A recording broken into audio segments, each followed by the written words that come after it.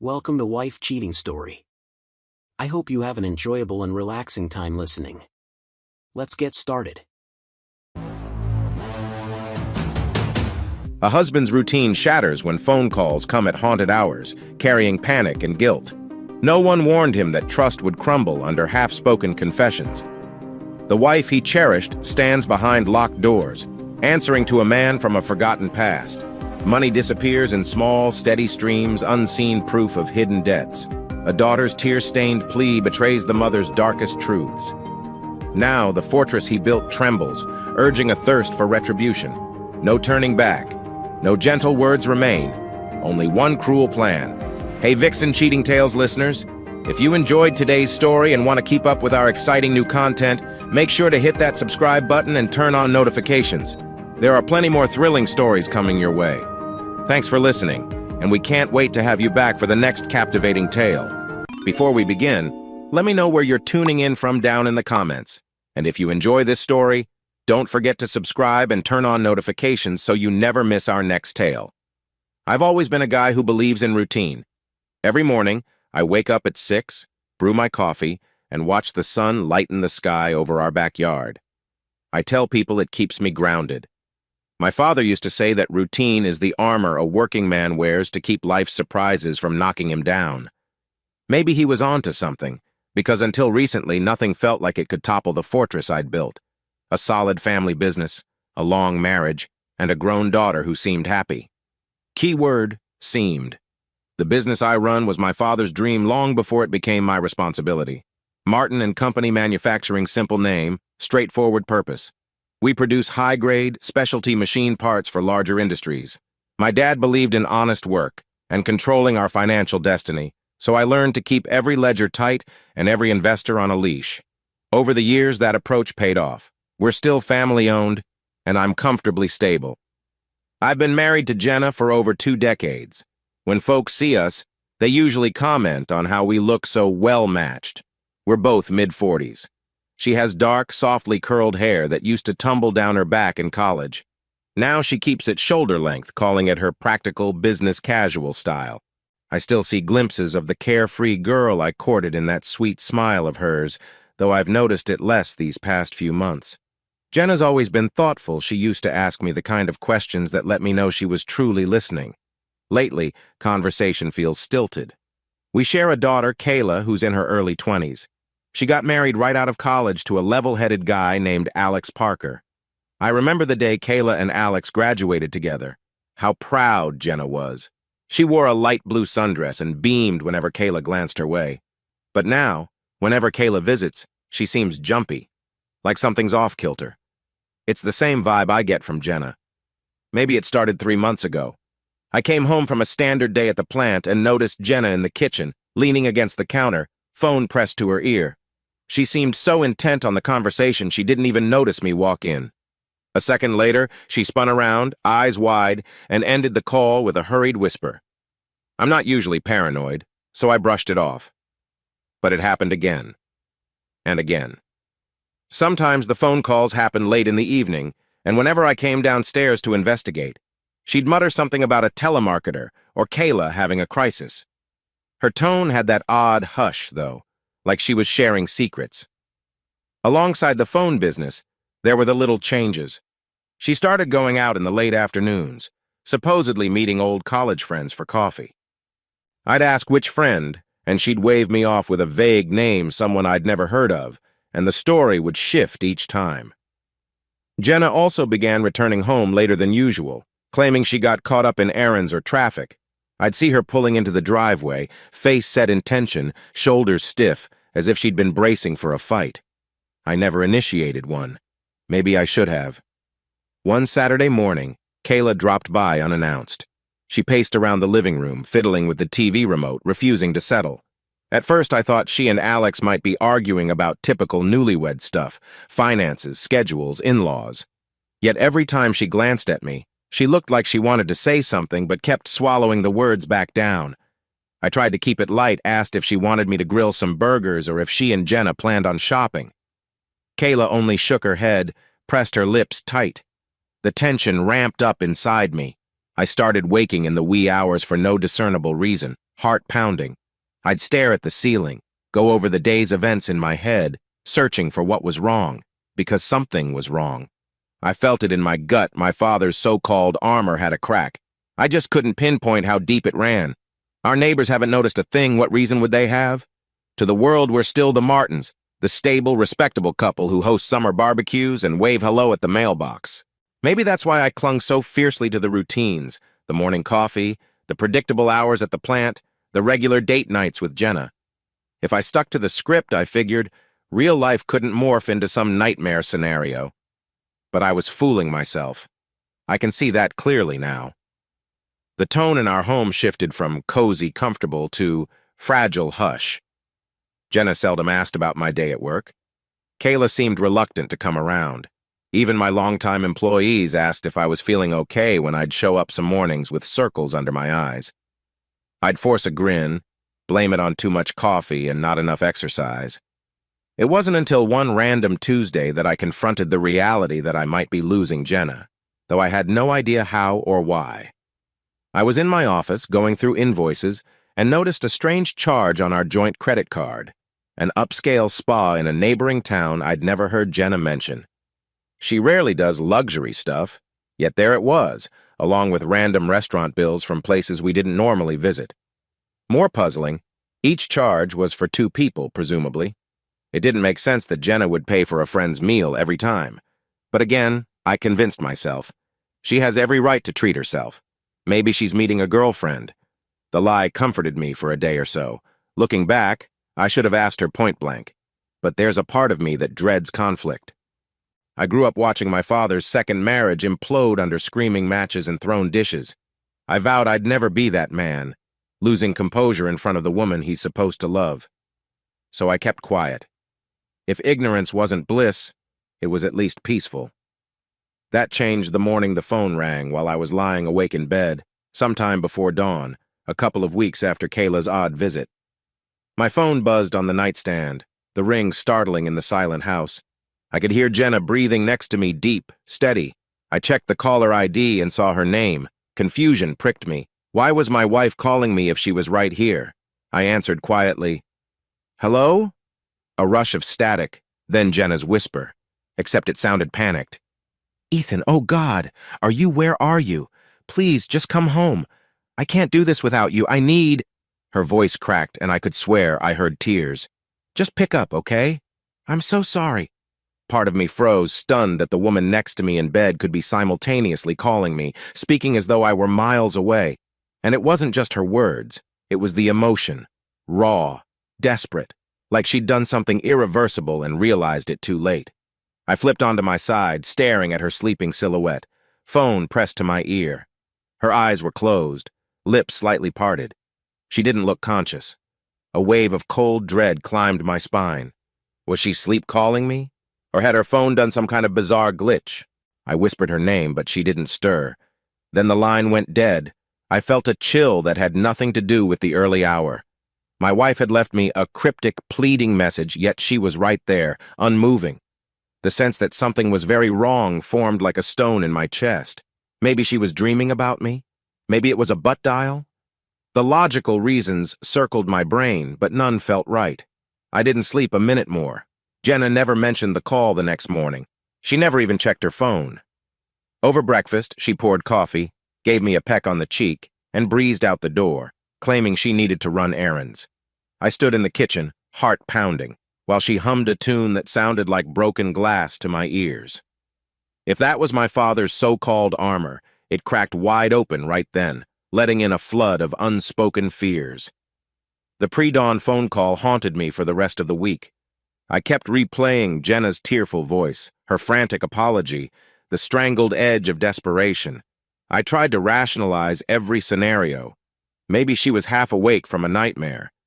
Maybe Kayla had called her, and she accidentally merged lines. But I couldn't shake the feeling that it was a confession of sorts, like an unintentional slip of the truth. Late one evening, about 4 days later, I lay in bed again, wide awake at 2 a.m. Jenna was next to me, reading on her tablet. She wore her glasses low on her nose, occasionally glancing in my direction like she could sense I was troubled. But she didn't speak up.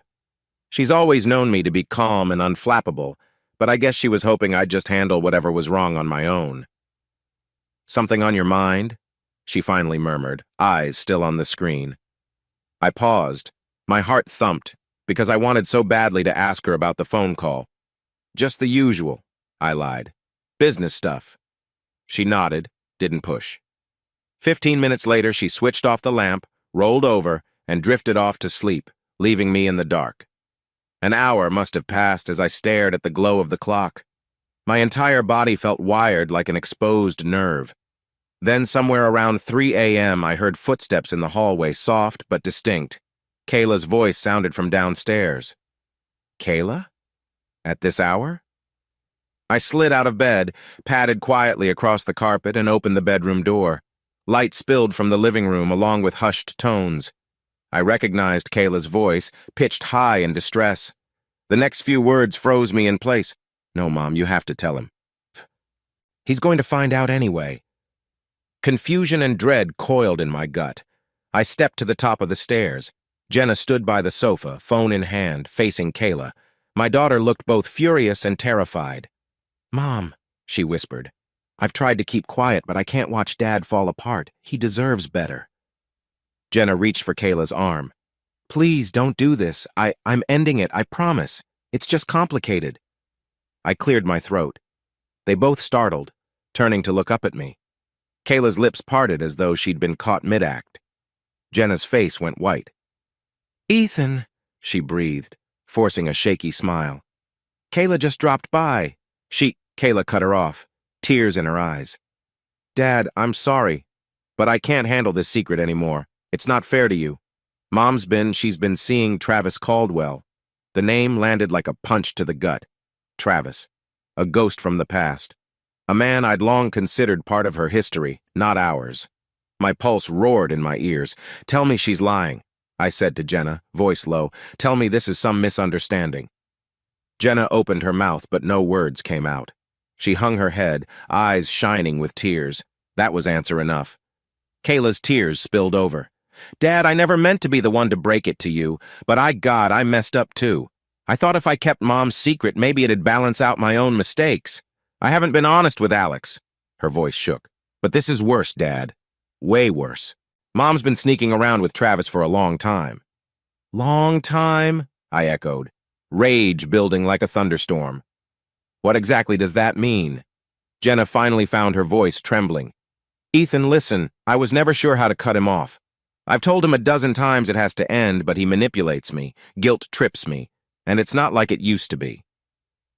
She pressed her palm against her forehead. "I swear, it's not love. It's a terrible cycle, but it's over." "Is it?" I asked, stepping down into the living room. My voice sounded unlike my own, sharp, nearly hissing. "Were you going to mention it at all? Or was that phone call your grand confession?" Jenna's gaze snapped to mine. "Phone call? Ethan, I don't know what—" I turned to Kayla. "How did you find out?" She looked so young right then, eyes puffy. "I overheard Mom on the phone a few weeks ago. She was crying, telling Travis he couldn't keep dragging her into his issues. I confronted her, and she admitted she's been seeing him for years, on and off." Kayla sniffed. "When I told her about my own slip when I drank too much one night and, well, did something stupid Mom kept me from telling you or Alex. She said we both had secrets to keep. We made a pact, but I can't keep quiet anymore." I felt a slow, burning fury build in my gut, overshadowing the heartbreak. I glared at Jenna. "You used our daughter's guilt to cover your own affair?" Her cheeks flushed. "It wasn't like that," she whispered. "You fed me lies," I continued, voice shaking. "All those nights you vanished. All those weird credit card bills. Jesus, I was so blind." A wave of betrayal hit me, strong enough to make my knees weak. I inhaled sharply, trying to keep from shouting. Kayla gripped the back of a chair. "I'm sorry, Dad," she croaked, tears streaming down her face. "I never should have helped hide it. I was so scared you'd walk out on Mom, on us." Jenna stepped closer. "But we can fix this," she pleaded, voice cracking. "I promise it's over with Travis. He's not well, he fell into addiction, medical problems, everything. I wanted to help him. I never meant to betray you like this." My eyes flicked to the phone clenched in her hand. Travis was your charity case? Don't lie to me. Jenna hesitated. I had feelings for him once. I was torn. But I swear, you are the one I love, Ethan. He was just this leftover piece of my past I couldn't shake. Couldn't shake or wouldn't? She looked down. I'm sorry. Dad, Kayla said, stepping between us. Please, it's not all Mom's fault. Travis threatened to do worse if she cut him off. He'd been blackmailing her for money. That's what she told me. That's why she never told you. Jenna nodded, tears falling freely. I was protecting you, she whispered. I gave a harsh laugh. Protecting me or protecting yourself? Did you think I'd be too weak to handle the truth? She reached for my hand, but I jerked away. Ethan! I cut her off. No, I need space. My voice cracked. Because right now, I'm so angry I can't promise I'll stay civil. Jenna's eyes flickered with panic.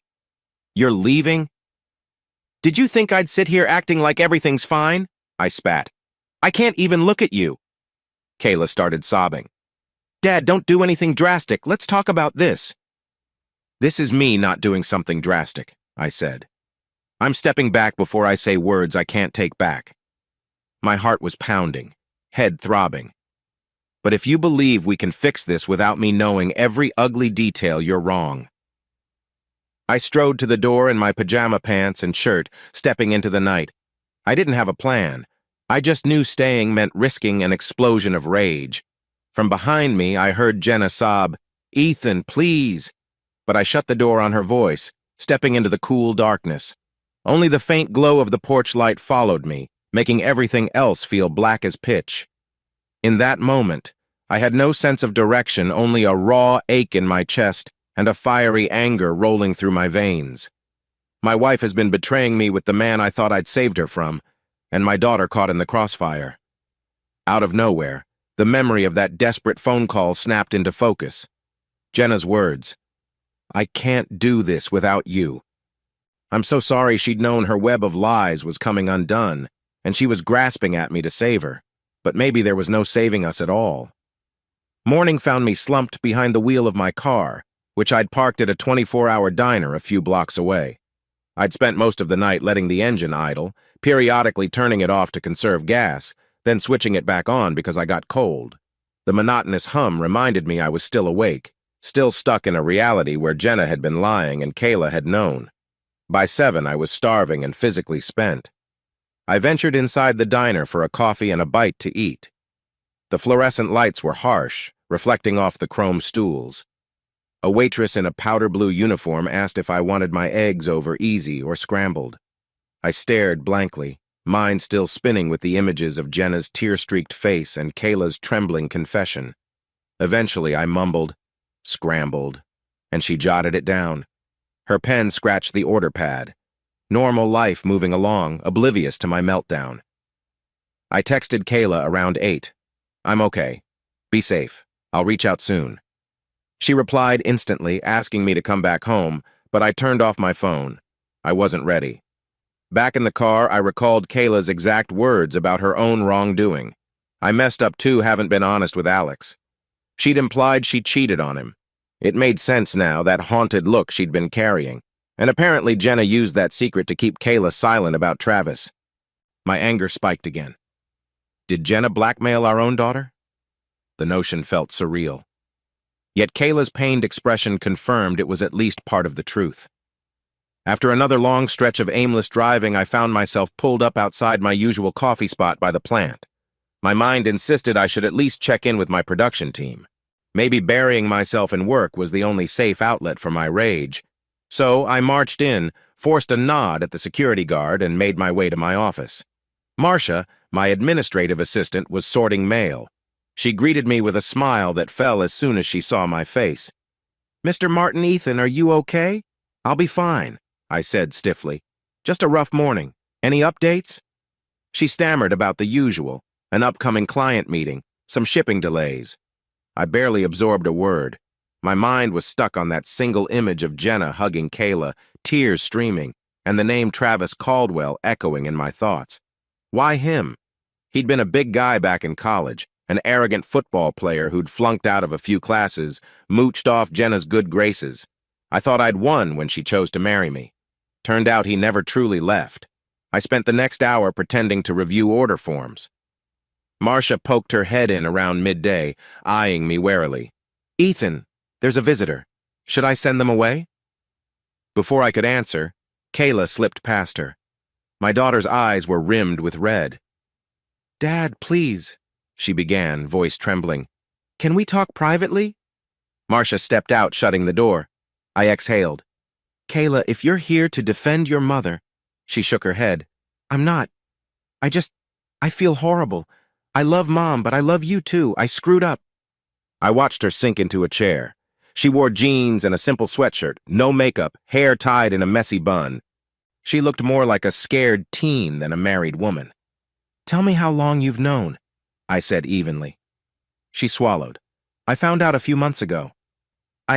She wiped a tear. "Dad, remember that night I came over and I was all anxious? That was the night I overheard Mom talking to Travis. She was crying, telling him not to ask her for more money." My jaw clenched. Money. Figures. Kayla nodded. "She's been giving him hush money for a while.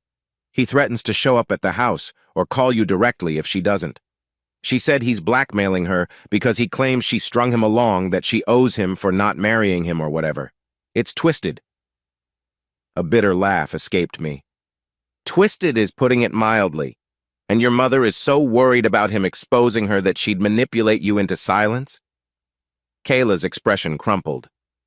"After I told her about my drunken mistake, this stupid one-night thing I did while Alex was out of town, she told me Dad wouldn't forgive me, that it'd tear our family apart if both our secrets came to light." She covered her face, words muffled. "I can't believe I listened to her. I was afraid of losing Alex, losing you, so I kept quiet. But last night I couldn't do it anymore." A wave of protectiveness coursed through me. Kayla's an adult, yes, but she's my only child. The idea that Jenna would use Kayla's guilt as leverage to shield her affair with Travis, that was cruel of your mother, I said. "I'm sorry you got pulled into this." Kayla sniffed. "I just want us to fix things. For you and Mom to work out, if that's possible, and for me to figure out how to be honest with Alex. I hate lying." I studied her tearful face. My anger toward Jenna flared anew, but I forced myself to speak calmly. "Kayla, no matter what happens with me and your mother, you need to talk to Alex. That's your choice, but secrets, especially infidelity, have a way of rotting a marriage from the inside." She looked away, nodding. "I know. I'm just scared." Then her gaze lifted, searching mine. "But Dad, are you done with Mom? Because I've never seen you this angry." My chest felt tight. "I don't know. 25 years of marriage is a long time to throw away. But how can I forgive this if she's been lying for years? Cheating with the one man she promised she'd left behind?" My voice cracked at the last sentence, despite my efforts to keep it steady. Kayla reached out as if to touch my hand, then stopped. "Mom's not perfect. She's made a huge mistake. Maybe more than one. But I think she does love you. She's gotten twisted up with Travis for so long, she can't see straight." I gritted my teeth, feeling that swirl of betrayal and heartbreak mix with pity. That pity was the most dangerous part. "She needs to own what she's done," I said. "I'm not going back to normal. Not until I get answers." Kayla nodded. "I understand. Look, I should get back to Alex. I'll be honest with him. I promise." I stood, circling the desk to give her an awkward hug. "I'm sorry you got caught in this," I murmured. "But thanks for telling me the truth." She burst into tears, hugging me hard. "I'm so sorry, Dad." When she left, I sank into my chair, exhaustion draping over me like a heavy coat. The father in me wanted to shield Kayla from every consequence, but she was right. She needed to handle her own marriage. And me? I had to decide if I could salvage mine or if I even wanted to. But something flickered in the back of my mind, a growing sense of anger so potent it almost felt like clarity. The notion that Jenna and Travis had cast me as some clueless bystander while they carried on. That needed to be corrected. They broke me? Then maybe I'd return the favor. I first laid eyes on Jenna during my sophomore year in college. She was leaning against a campus bulletin board, flipping through flyers. Her hair was longer then, glossy dark waves down her back. Even from a distance, I noticed her eyes blue with a kind of earnest shine that made you want to stare too long. I was smitten right away, but at the time, she was practically glued to the side of a hulking football player named Travis Caldwell. Travis was a campus presence, loud, built like a tank, constantly bragging about his future in pro sports. Jenna seemed quieter, more grounded, and I always wondered what she saw in him. One night at a fraternity party, I noticed Travis had left Jenna alone, flirting with some bleach-blonde cheerleader. I found Jenna by the drink table, nursing a soda, looking uncomfortable. We started chatting. She told me she'd come from a small town, wanted to be the first in her family to graduate from college. Travis had grand NFL dreams, and they'd been dating since high school, for better or worse. She called it complicated, like she half knew it was a mistake but couldn't quit him. I listened, entranced by her soft voice and bright smile. We became friends. Over time, I saw how Travis neglected her, cheated on her openly. It drove me crazy. Eventually, Jenna's timid complaints turned into heartbreak, and I was the shoulder she cried on. Then, just before graduation, Travis's sports hopes fizzled out. No draft, no invites. He left campus in a rage, blaming Jenna for distracting him. Soon after, I got a call from Jenna, in tears, asking if I could come get her from the dumpy apartment she and Travis had been sharing. I found her outside, suitcase in hand. She told me she'd had enough of Travis, that she realized he saw her as nothing but free tutoring and emotional labor. In that moment, I felt a rush of pure relief. She chose me, or so I believed. A year later, we got married. We built our life from scratch, overcame financial hurdles, started a family. The memory of Travis faded, or I thought it did. Now, sitting alone in my office decades later, I realized maybe it never truly ended. Maybe Jenna had always felt responsible for Travis's failures, or tethered to him by a guilt I never understood. If he twisted that guilt into a hold over her, blackmailing her, that might explain some of this. But to keep it going for years? I pressed my fingers to my temples, the betrayal carved into me. My stomach churned with the knowledge that our entire marriage might have been overshadowed by Travis's presence. The woman I believed was my soulmate turned out to be someone I couldn't fully trust. Images floated in my mind. The day we bought our first house, the nights we dreamed of Kayla's future, the random Wednesdays she'd greet me at the door with a warm kiss. All those memories felt tainted now, and it made me furious and ashamed. Ashamed that I'd missed the clues. Furious at her for lying so smoothly. Furious at him for sinking his claws into her, even after she supposedly left him behind. A faint knock broke the silence. Marcia stuck her head in. "Ethan? Your wife is online too." My jaw tensed. I almost told her to hang up, but I felt a compulsion to hear what Jenna would say. Nodding at Marcia, I picked up. "Yes." Jenna's voice quivered. "Ethan, I'm at home. Please come back. Let's talk. We can fix this." "Can we?" I asked, the bitterness thick in my tone. "Because right now, I don't see how—" Her breath caught. "I'll do anything you want. Travis, he means nothing to me. I swear, I was stupid and I let him manipulate me." I closed my eyes, fighting the pang in my chest. "I'll come home later." "Don't expect a miracle, Jenna." She whispered my name, but I ended the call. My mind spun. Part of me wanted to pack a bag and never return. Another part felt the weight of those shared years, our child, our entire life. But the fury was stronger than any heartbreak. They did this to me? They expect me to just cry and move on? Suddenly, a cold clarity replaced my sorrow. In business, when a rival tries to sabotage you, you don't fold. You gather information, strategize, and attack where they're weakest, or you engineer a deal that leaves them powerless. Perhaps that was the approach I needed now, because a voice in my head whispered, "This is war," and Jenna just chose the wrong side. I remember sitting at my office desk, staring at a spreadsheet I'd opened for the 10th time in as many minutes. The numbers weren't sinking in. My gaze kept sliding toward the framed photo on the far corner, Jenna and I at a beach resort for our 15th wedding anniversary. Her hair was twisted into a simple bun, and she had that warm smile I used to think was just for me. Now that grin looked suspiciously like one she might give anyone. Or maybe that's just my mind twisting everything after what Kayla revealed. The door creaked and in walked my CFO, Duncan Reed, a no-nonsense guy in his 50s, silver hair combed neatly. "Ethan," he said, "they need your signature on the monthly statements. You have a minute?" I swiveled around, forcing a tight smile. "Sure, set 'em down." My voice sounded hoarse from too many sleepless nights. Duncan frowned, placed the manila folder on my desk and lingered. "Everything okay? You've looked preoccupied this week." He'd worked alongside me for years, saw me through expansions, staff turnovers, everything. He was the closest thing I had to a confidant at the office. I tapped my pen on the table. "Got some personal stuff going on," I muttered, "but it won't affect the business." That was half a lie. My mind was definitely not on the job, but I refused to let my personal meltdown ruin my father's company. He hesitated, then gave me a polite nod. "If you need anything, let me know. We can handle day-to-day tasks if you need time."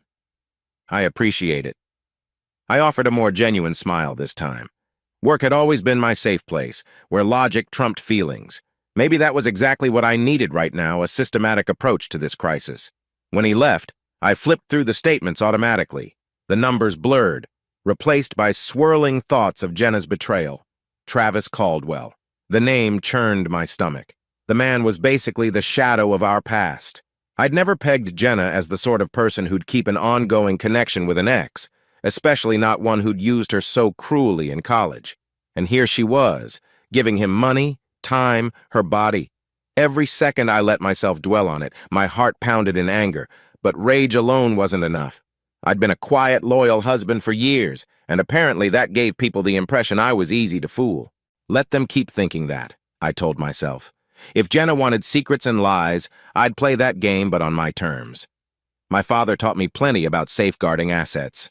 I recalled him telling me, "No matter how stable your marriage seems, the key is to never let another person sink your ship." At the time, I thought it was cynicism from his own bad experiences. Now, it felt like prophecy. My first step was the ledgers. I'd check for any unusual outflow. Suspicious transfers, repeated ATM withdrawals, credit card charges that might trace to Jenna's deceptions. That same day, I opened the digital banking for our joint accounts. As I suspected, I found small but steady withdrawals every couple weeks for the past 6 months, all under a few $100s each. Nothing huge, but those amounts could add up.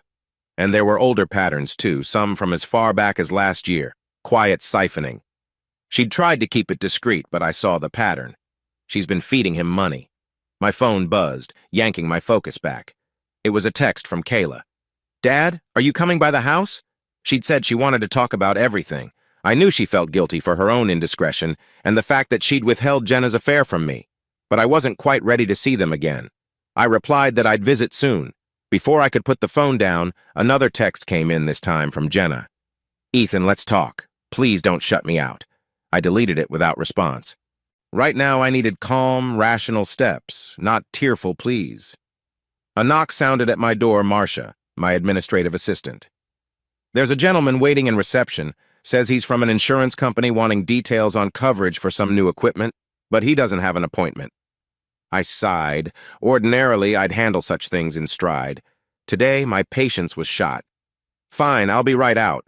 Work, I told myself. Focus on work, logic, problem-solving. Let the anger settle into a cold strategy. Because if Jenna had spent years deceiving me, if Travis was blackmailing her or worse, I had no intention of rolling over like a wounded dog. I'm not just walking away. They should pay for breaking me. The thought was fresh, more menacing than I'd ever felt before. After dealing with the so-called insurance rep, turned out to be a sales pitch I quickly shut down, I locked myself in my office. I needed to figure out how best to protect my finances first. That meant isolating our joint assets. My father's old trust documents might hold key instructions on transferring ownership or limiting spousal access. Because if Jenna was funneling money to Travis, how long before she got desperate enough to take bigger chunks? I found the thick binder in my drawer, the same one Dad handed me when I took over as CEO. Most folks never bothered reading such documents cover to cover, but Dad insisted I memorize the trust's clauses. My eyes scanned lines about non-transferable family equity, limited spousal claims, and it reassured me. Legally, Jenna couldn't claim ownership of Martin and Company stock. The house, though, was another matter. It was in my name. But marriage law sometimes complicated that. Maybe it's time to shift it into the trust, I mused. I scribbled notes in the margins, increasingly sure that while my heart was in turmoil, my head could still handle the legalities. If Jenna was going to rip apart our family, I'd ensure she didn't leave me financially ruined. And if Travis wanted to keep feeding off her guilt, I might find a way to starve him out or bury him legally. The question was how. That night, I drove home with tension tightening my chest. I half expected Jenna waiting at the door, but the house was still and dark. She must have been upstairs or out. Good. I went straight to my study, turned on the old desk lamp, and began sorting any paperwork with Jenna's name. Car titles, insurance policies, stuff we'd never even considered dividing. A pang of sadness hit me.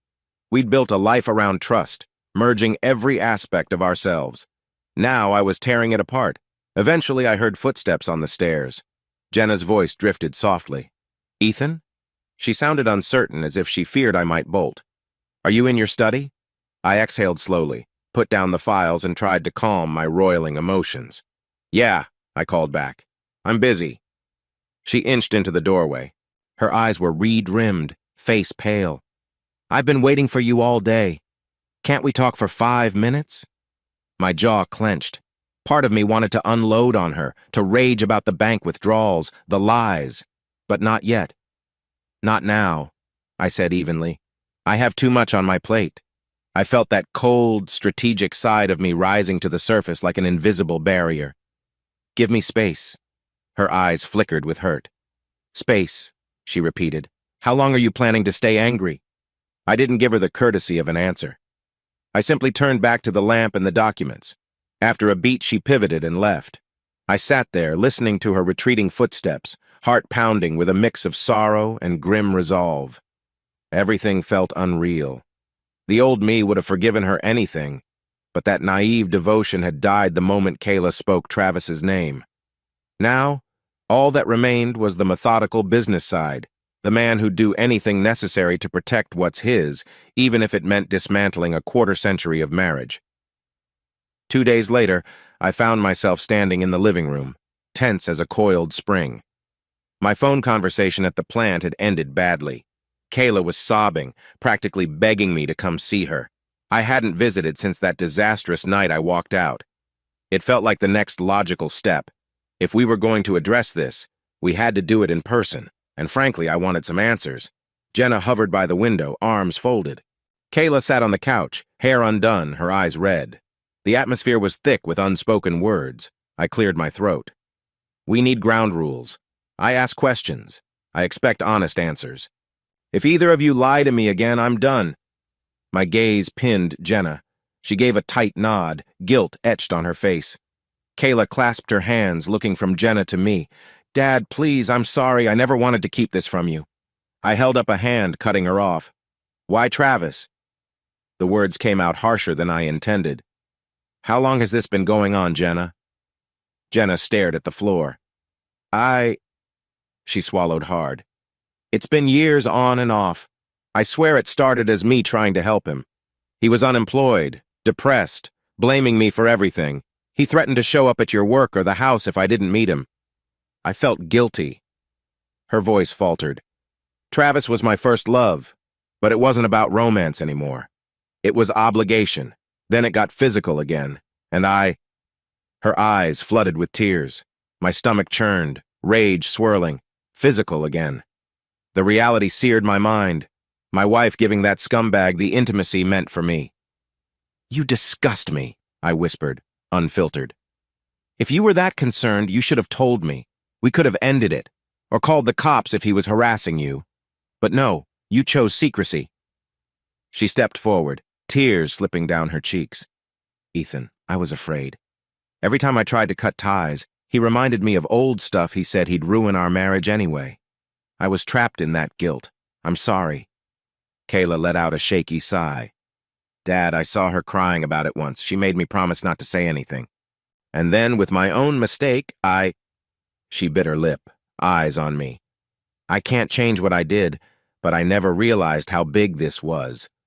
I turned my glare on my daughter, but it softened at her obvious remorse.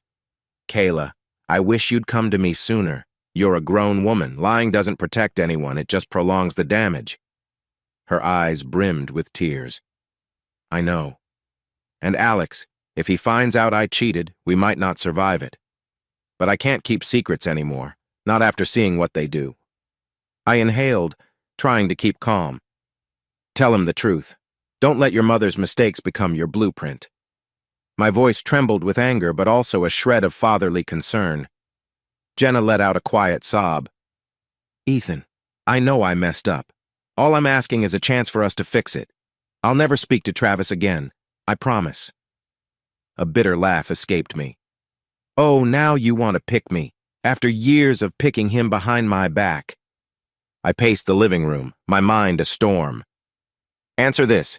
Did you use our money to support him? Her silence told me everything. I slammed my palm against the back of the sofa. Kayla flinched. You did, didn't you? Some, Jenna whispered. He was desperate. I thought if I just gave him enough to keep him afloat, he'd let me go peacefully. You fed a parasite. My voice went cold, and used my hard-earned savings to do it. God, you really are heartless. That word made her recoil. I'm not heartless, she whispered. I love you. I stared at her, remembering the nights she came home late, smelling of a different soap, claiming she'd gone to see a friend. It was all coming into hideous clarity. You love me, but you let another man use you. That's not love. Kayla sniffled, wiping her face. Dad, calm down, please. But I couldn't calm down. My heart felt ready to burst from a toxic blend of betrayal and anger. Then an icy clarity slipped in. You know, I was going to walk away, I said quietly. Pack up, file for divorce, start over. But that feels too easy for you. I locked eyes with Jenna. Instead, I'm going to make sure you both realize what happens when you break me. This isn't a petty tantrum. It's justice. Kayla's face flashed alarm. Dad, what do you mean? Jenna grabbed my arm, but I stepped away. You want me to reconsider? Fine. I'll reconsider everything on my own terms. Don't expect me to be the same doting husband. Her lower lip trembled. I'll do whatever it takes. Too late for that, I said icily. This conversation is over. Without another word, I turned and headed for the door. Kayla called after me, voice trembling, but I didn't slow down. My mind was made up. I wouldn't be leaving quietly with a broken heart. I'd make them realize I wasn't the naive, spineless man they thought. In the driveway, I paused to catch my breath, mind whirling. The old me would feel guilty for lashing out. But guilt was replaced by a dark determination. They broke me? I thought again. Let's see how they like the pieces. The next morning, I woke early, eyes gritty from lack of sleep. Instead of going straight to the plant, I drove to a tidy brick office near downtown. My lawyer, Sharon Lee, had a small practice that specialized in family law. She'd helped a friend of mine last year through a sticky custody case. I trusted her discretion and her knack for finding creative angles. A bell jingled when I walked in. Sharon herself greeted me at the reception desk, leading me to a cozy office lined with legal tomes. She was in her 40s, sharp-eyed, wearing a tailored blazer that exuded quiet confidence. She closed the door softly. Ethan, I appreciate you coming in. Let's talk. She gestured for me to sit in a leather chair. You sounded upset on the phone. Is it about your marriage? I took a breath. Yes, my wife. She's been cheating on me with an old boyfriend, possibly for years. Sharon nodded sympathetically. I'm sorry. Have you decided on divorce, or are you still unsure? My gut twisted. I want her to pay for what she's done. That might mean divorce, but I'm not sure if that's my final step. She's been funneling money to him, and I suspect blackmail or at least some form of financial exploitation. She made a few notes. Okay, we have a couple main routes. A standard no-fault divorce is the simplest, but it tends to lead to a straightforward division of assets. If you want to punish her, so to speak, we might look at alienation of affection suits or claims of marital fraud. That can get messy, though. I folded my hands, gazing at the floor. What about going after her lover, Travis Caldwell? Could I sue him for what's it called alienation of affection? She nodded. That's an older tort, but it still exists in some jurisdictions. You'd need proof that his interference actively ruined your marriage. Could be tricky, but if we can show blackmail or malicious intent, it might be worth exploring. My mouth felt dry. I want them both to understand. I'm not just some doormat. Is it possible to freeze assets so she can't keep siphoning money to him? She tilted her head. Potentially, yes. You can ask the court for a temporary order preventing either spouse from moving marital funds or property, but it usually happens after filing for divorce or separation. A heavy silence fell. So I'd have to file first, I murmured. That's the usual path, Sharon said gently. I can draft the paperwork, but if you're uncertain, we can hold off on filing. Meanwhile, I can look into how best to protect your accounts. Maybe a preliminary separation agreement. I thought of Jenna's tearful face, Kayla's remorse, and Travis's manipulations. Let's do it. Draft the papers. But I hesitated. I might not serve them right away. Sharon raised an eyebrow. A strategic hold? I managed a hollow laugh. You could say that. I just want the weapon ready. My eyes burned with a mix of shame and anger. I'd never pictured myself as a vengeful man, but life had other plans. Understood. She scribbled more notes. So we'll prepare for a potential divorce under grounds of infidelity. If you want to escalate, we can. We'll gather evidence, bank records, phone logs, anything showing money transfers or blackmail. That'll help if we go to court. I recalled the suspicious withdrawals. I can get you the documents. As for phone logs, I might check our cell phone statements, see if there's a pattern. That's good, she said. Paper trails are vital. Also, watch for any big changes in your wife's behavior, like emptying accounts or trying to move property. If she senses you're preparing for legal action, she might scramble to protect herself. I nodded stiffly. I'll keep my guard up. Sharon leaned forward, expression softening. Ethan, I know this is emotional. Sometimes people come in fired up, then regret going scorched earth. Just remember, once you serve these papers, it's hard to go back. I swallowed. I appreciate the warning. We wrapped up with a handshake, Sharon promising to contact me as soon as the documents were ready. I left feeling heavier yet oddly reassured. At least I wasn't helpless. The rest of the day blurred. I retreated to my office at Martin & Company, burying myself in tasks. Twice I nearly called Jenna out of habit, once to check if she'd paid a utility bill, another time to see if we had groceries. Each time I caught myself, remembering we were effectively adversaries now. Around lunchtime, Kayla texted, asking if I'd talk to her mother again. I told her no, that I needed time. She responded with a series of sad face emojis and a single plea. Don't leave us. My heart clenched. I might not physically leave, but a part of me had already checked out. The old Ethan who believed in unconditional devotion was gone. That evening, I trudged home. Jenna was in the kitchen, flipping through a takeout menu with trembling hands. Do you want anything? She asked, voice subdued. I shook my head. I'm not hungry. Then a pang of bitterness made me add, but order whatever you like. You're good at spending my money, right? She flinched, tears gathering. I walked away before she could respond. Upstairs, I found myself staring at the bed we once shared so intimately.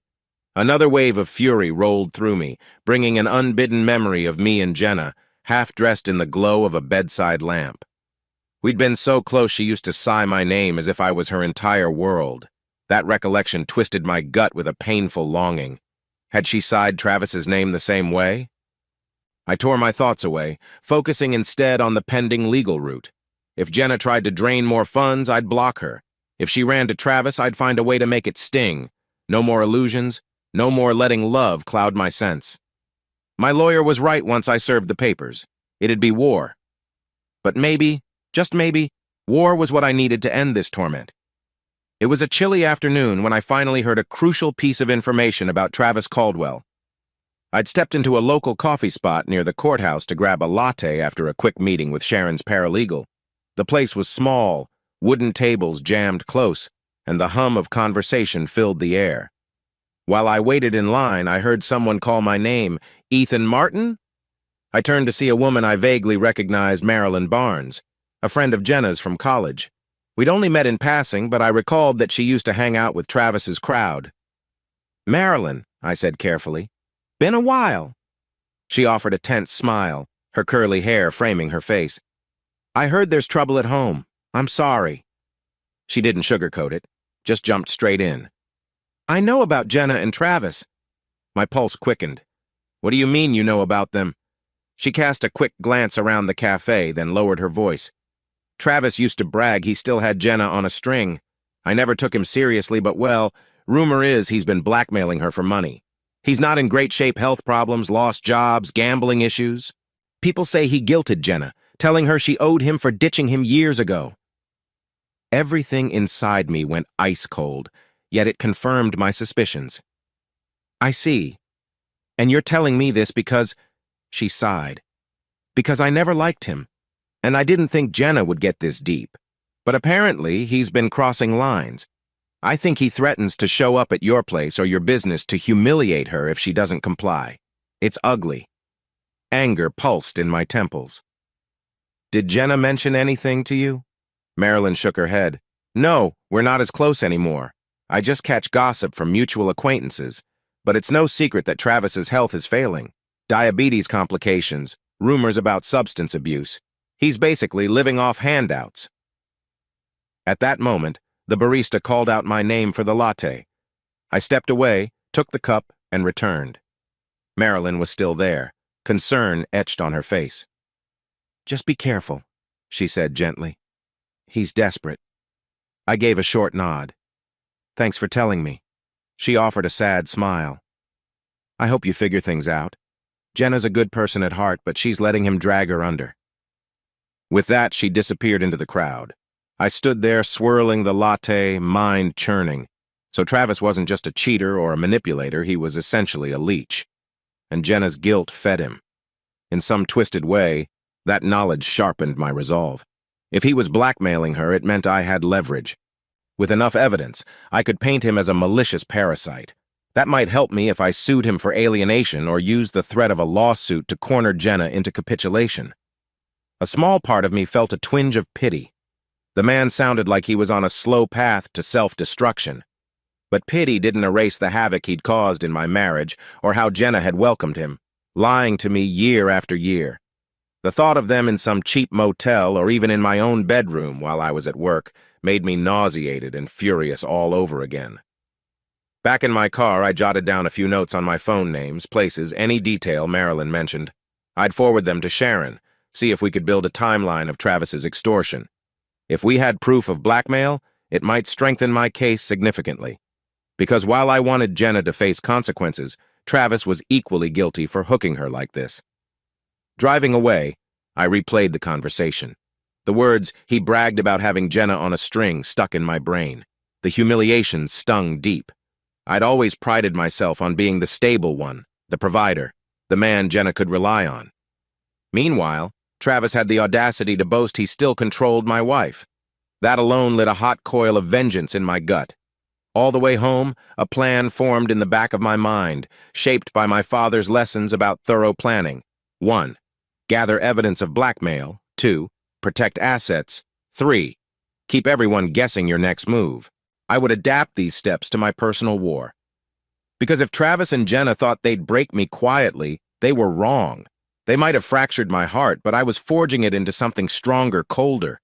As I parked in the driveway, my phone pinged a text from Sharon. Working on the docks.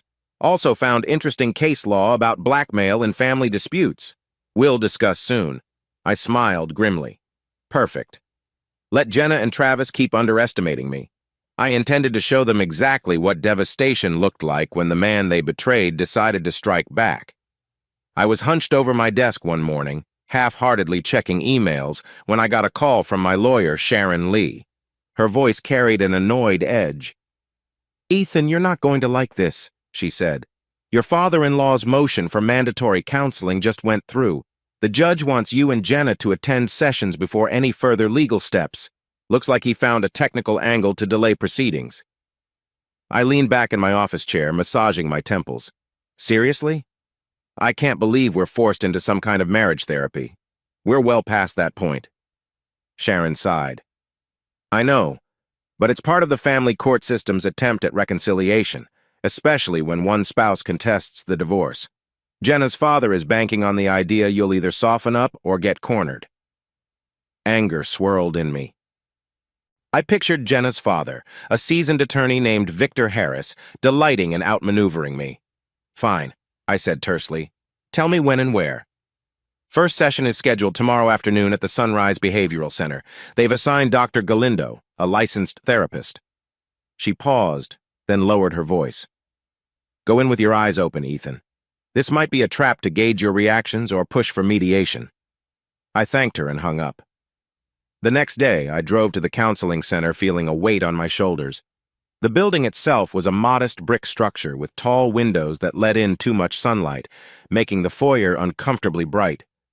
I checked in at the receptionist desk, noticing Jenna fidgeting on a nearby bench. She had dark circles under her eyes, and her fingers twisted the edge of her purse strap as if it were a lifeline. When she spotted me, she stood slowly. "Ethan," she murmured, her voice holding a cautious hope. I didn't reply. The receptionist called out, "Dr. Galindo will see you now," and we stepped into a warm-toned room with a couch, 2 armchairs, and walls lined with soft pastel art.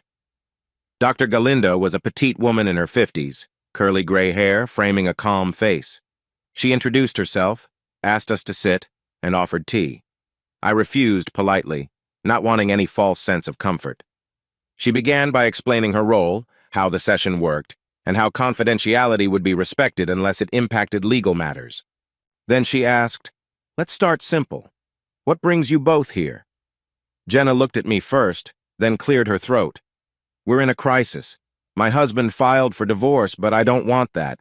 I believe we can save our marriage." I scoffed quietly.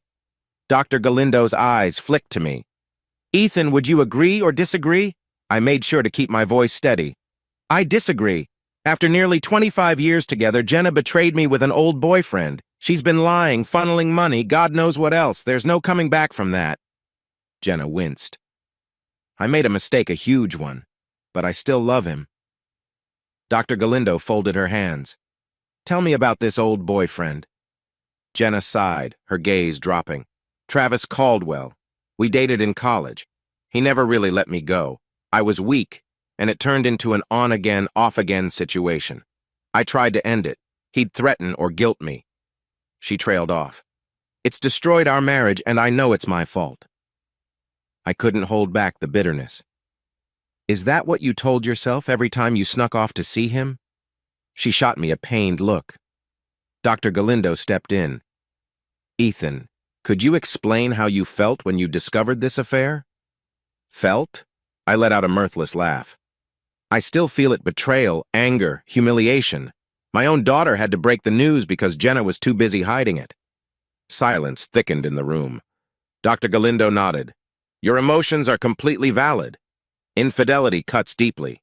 But mandatory counseling is about exploring if there's any salvageable ground or a path to closure if not." I kept my arms folded. "I'm here because the court demands it, not because I believe in a resolution. I've already set my legal process in motion." Dr. Galindo's expression remained neutral. "Understood. Let's focus on open communication today, at least. Jenna, you mentioned you tried to end it. Could you be more specific?" Jenna's face paled. "I told Travis multiple times it was over, but he had old letters, photos, claims he'd show up and embarrass me. He twisted everything. After a while, I felt trapped." Her voice cracked. "But that doesn't excuse me lying to Ethan. I was too scared, to be honest." My heart pounded with a renewed wave of fury. "Yet you still slept with him. Fear doesn't justify that." She closed her eyes, tears clinging to her lashes.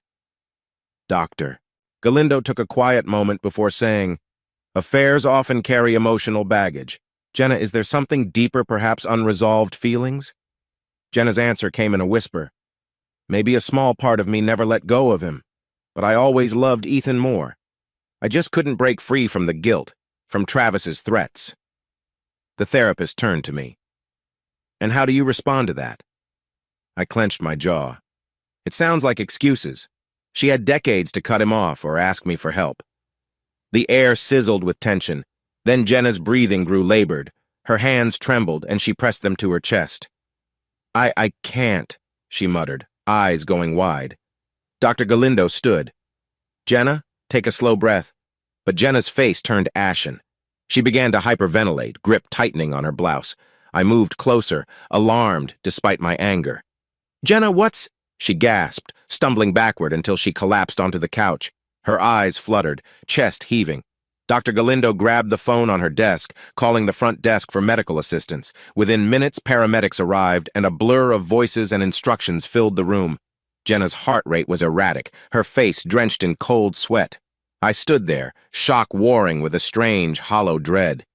Yes, I hated what she'd done, but seeing her so vulnerable, it tore something inside me.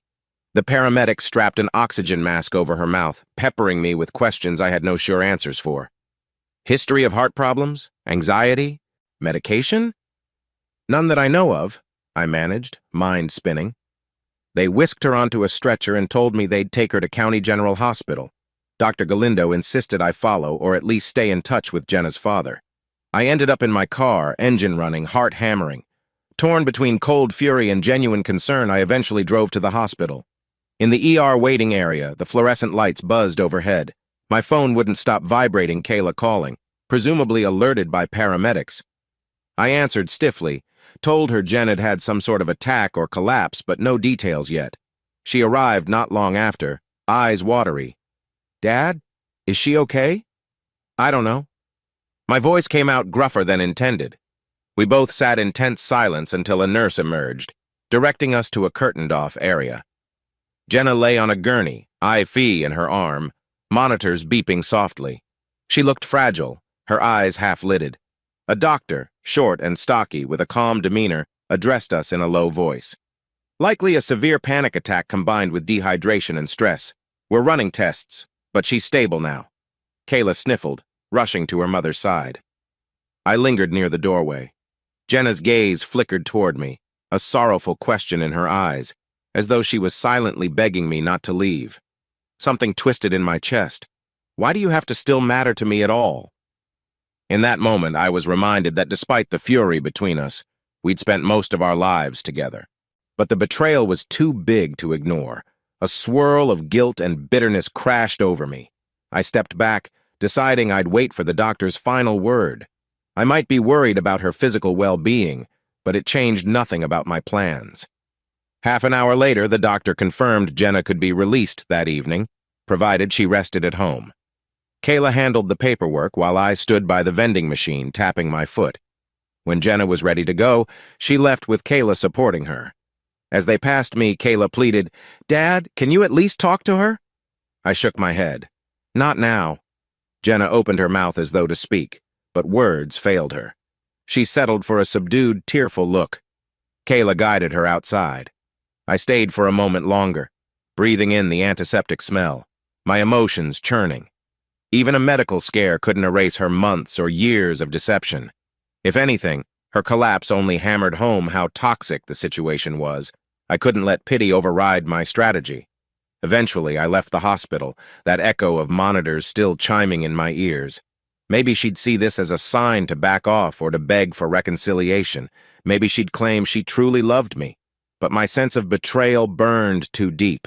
The mandatory counseling session had turned into chaos, and instead of resolution, I only felt more certain. We were heading into even darker waters. A week later, I sat in my living room, phone pressed to my ear as Sharon's voice came through. "I've managed to trace some of the bank transactions we discussed. You're right. There's a pattern of withdrawals that match the times Travis allegedly demanded money. But we still lack concrete proof he's the one receiving it. No direct deposit in his name." I nodded, though she couldn't see me. "Keep digging. If we can't pin him financially, maybe we look for harassment or blackmail. He's threatened to contact me personally. Maybe that's enough to file a civil complaint." "That'd still be your word against his," Sharon cautioned. "But if we get him to slip up, we might have a case." After the phone call, I felt a restless energy grip me. For days, my mind had circled around Travis Caldwell's hold on Jenna. I needed to see him face to face, to rip away any illusions. Rationale told me it was risky, but the anger in me demanded confrontation. That evening, I rifled through old notes and phone logs until I found a possible address for Travis. It matched the vague rumor a college acquaintance had given me. some rundown apartment on the other side of town. The building was rumored to be a hotspot for dealers, out-of-work drifters, and general chaos. Dusk settled in as I drove across town. The neighborhood streetlights flickered weakly, revealing cracked sidewalks and graffiti-laden walls. A cluster of shirtless men sat on a stoop, passing around cigarettes and giving me suspicious glares. I parked a block away, not wanting to draw attention to my new car. As I neared the address, the odor of stale trash and something acrid clung to the air. Apartment 2B, that's what I'd been told. My heart hammered, but I forced myself to keep calm. Just get answers. Don't do anything stupid. I found the unit easily enough, paint peeling around the door, the flicker of a dim bulb overhead. I rapped my knuckles twice. Muffled voices followed by heavy footsteps. The door cracked open, revealing a woman with yellowed teeth and a harsh cough. She stared at me, eyes bloodshot. "Who are you?" "I need to see Travis Caldwell," I said tersely. She gave a hacking laugh. "Travis, you got a fancy visitor." Then she stepped aside. I inhaled, stepping into a cramped living room reeking of cigarette smoke and stale beer. Travis lay on a battered couch, wearing threadbare sweatpants. He'd once been broad-shouldered in college, but now he looked bloated, hair thinning, his face worn by years of hard living. A single flickering lamp illuminated the mess of empty cans and dirty plates. The place stank of neglect. He squinted at me, then a smug grin spread across his unshaven face. "Well, well, Mr. Ethan Martin, never thought you'd come slumming." I swallowed a wave of revulsion. "I'm here because you've been siphoning money from my wife and wrecking my marriage." He coughed, reaching for a half-crushed energy drink. "Your marriage was wrecked long before me, pal. Jenna's grown up enough to make her own decisions." He shrugged. "Not my fault she never got you out of her system." Rage surged in my veins. "Don't talk about her like that. You manipulated her guilt for money." Travis chuckled darkly. "Guilt? That's on her. She dumped me years ago when she thought you were a better catch, left me high and dry. I'd say we're square now." His watery eyes flicked to the stained ceiling. "Though if she wants to keep me quiet, I figure she still owes me more." I clenched my fists, imagining what it might feel like to break his jaw. My voice trembled with anger. "You're scum, Caldwell. You think blackmailing her is a free ride?" He struggled to his feet, a slight limp in his gait. "Call it what you want, but that woman was never fully yours." He took a step closer, rancid breath wafting. "The fact you're here means I'm still in her head. That's gotta sting." My control snapped. I shoved him hard, sending him stumbling back against the couch. He let out a snarling laugh and swung a weak punch that grazed my shoulder. Fury roared in my ears. Before I knew it, I'd tackled him, fists slamming into his torso. He gasped, arms flailing. The woman shrieked, jumping back and yelling for us to stop. "I won't let you drain her anymore!" I growled, pinning him down. He spat in my face, and I saw red. My punch landed near his jaw. He howled in pain. Suddenly, the front door burst open, a neighbor and two men hollering, "Break it up!" They yanked me away from Travis, who lay panting on the floor, holding his side. My chest heaved, adrenaline coursing, knuckles stinging. One of the men threatened to call the cops. Another pulled out a phone, actually dialing. Panic flickered in me. If I got arrested for assault, it'd make my legal situation even more complicated. But Travis, coughing and clutching his ribs, barked, "No cops. I don't need that bull cough in my life." The chain-smoking woman shot me a furious look. "Get out before I change my mind," she snarled. I glared at Travis one last time. "If you come near my family again, I'll make sure you regret it." He coughed out a bitter chuckle. "Do your worst, Martin. You might run me off, but Jenna, she's never been free of me." My stomach twisted. Still, I forced myself to leave, stumbling out into the night. My shirt was torn, my hands shaking. The men on the stoop eyed me warily. I ignored them, heading for my car. The confrontation left me seething. The idea that I'd sunk to physical violence rattled me, but I couldn't deny the satisfaction of seeing that smug grin wiped off Travis's face. By the time I drove away, my phone was buzzing Marcia from the office, probably about some mundane paperwork, the farthest thing from my mind. I let it go to voicemail, breathing hard. That scuffle had almost gotten me arrested. But Travis clearly didn't want the police involved. He must have known how bad it could get for him, too. So we'd formed a twisted stalemate. No one pressing charges, neither side victorious. Yet I realized something chilling. Even as he lay battered, Travis still believed he had leverage. The wedge between me and Jenna wasn't just money. It was the ugly truth that she'd chosen him time and again. A resentful voice in my head murmured, "Maybe that's why you're so determined to punish her." Because seeing Travis face to face only confirmed how pathetic he was and how deeply she'd betrayed me to stay tied to him. That weekend, Sharon called with unwelcome news.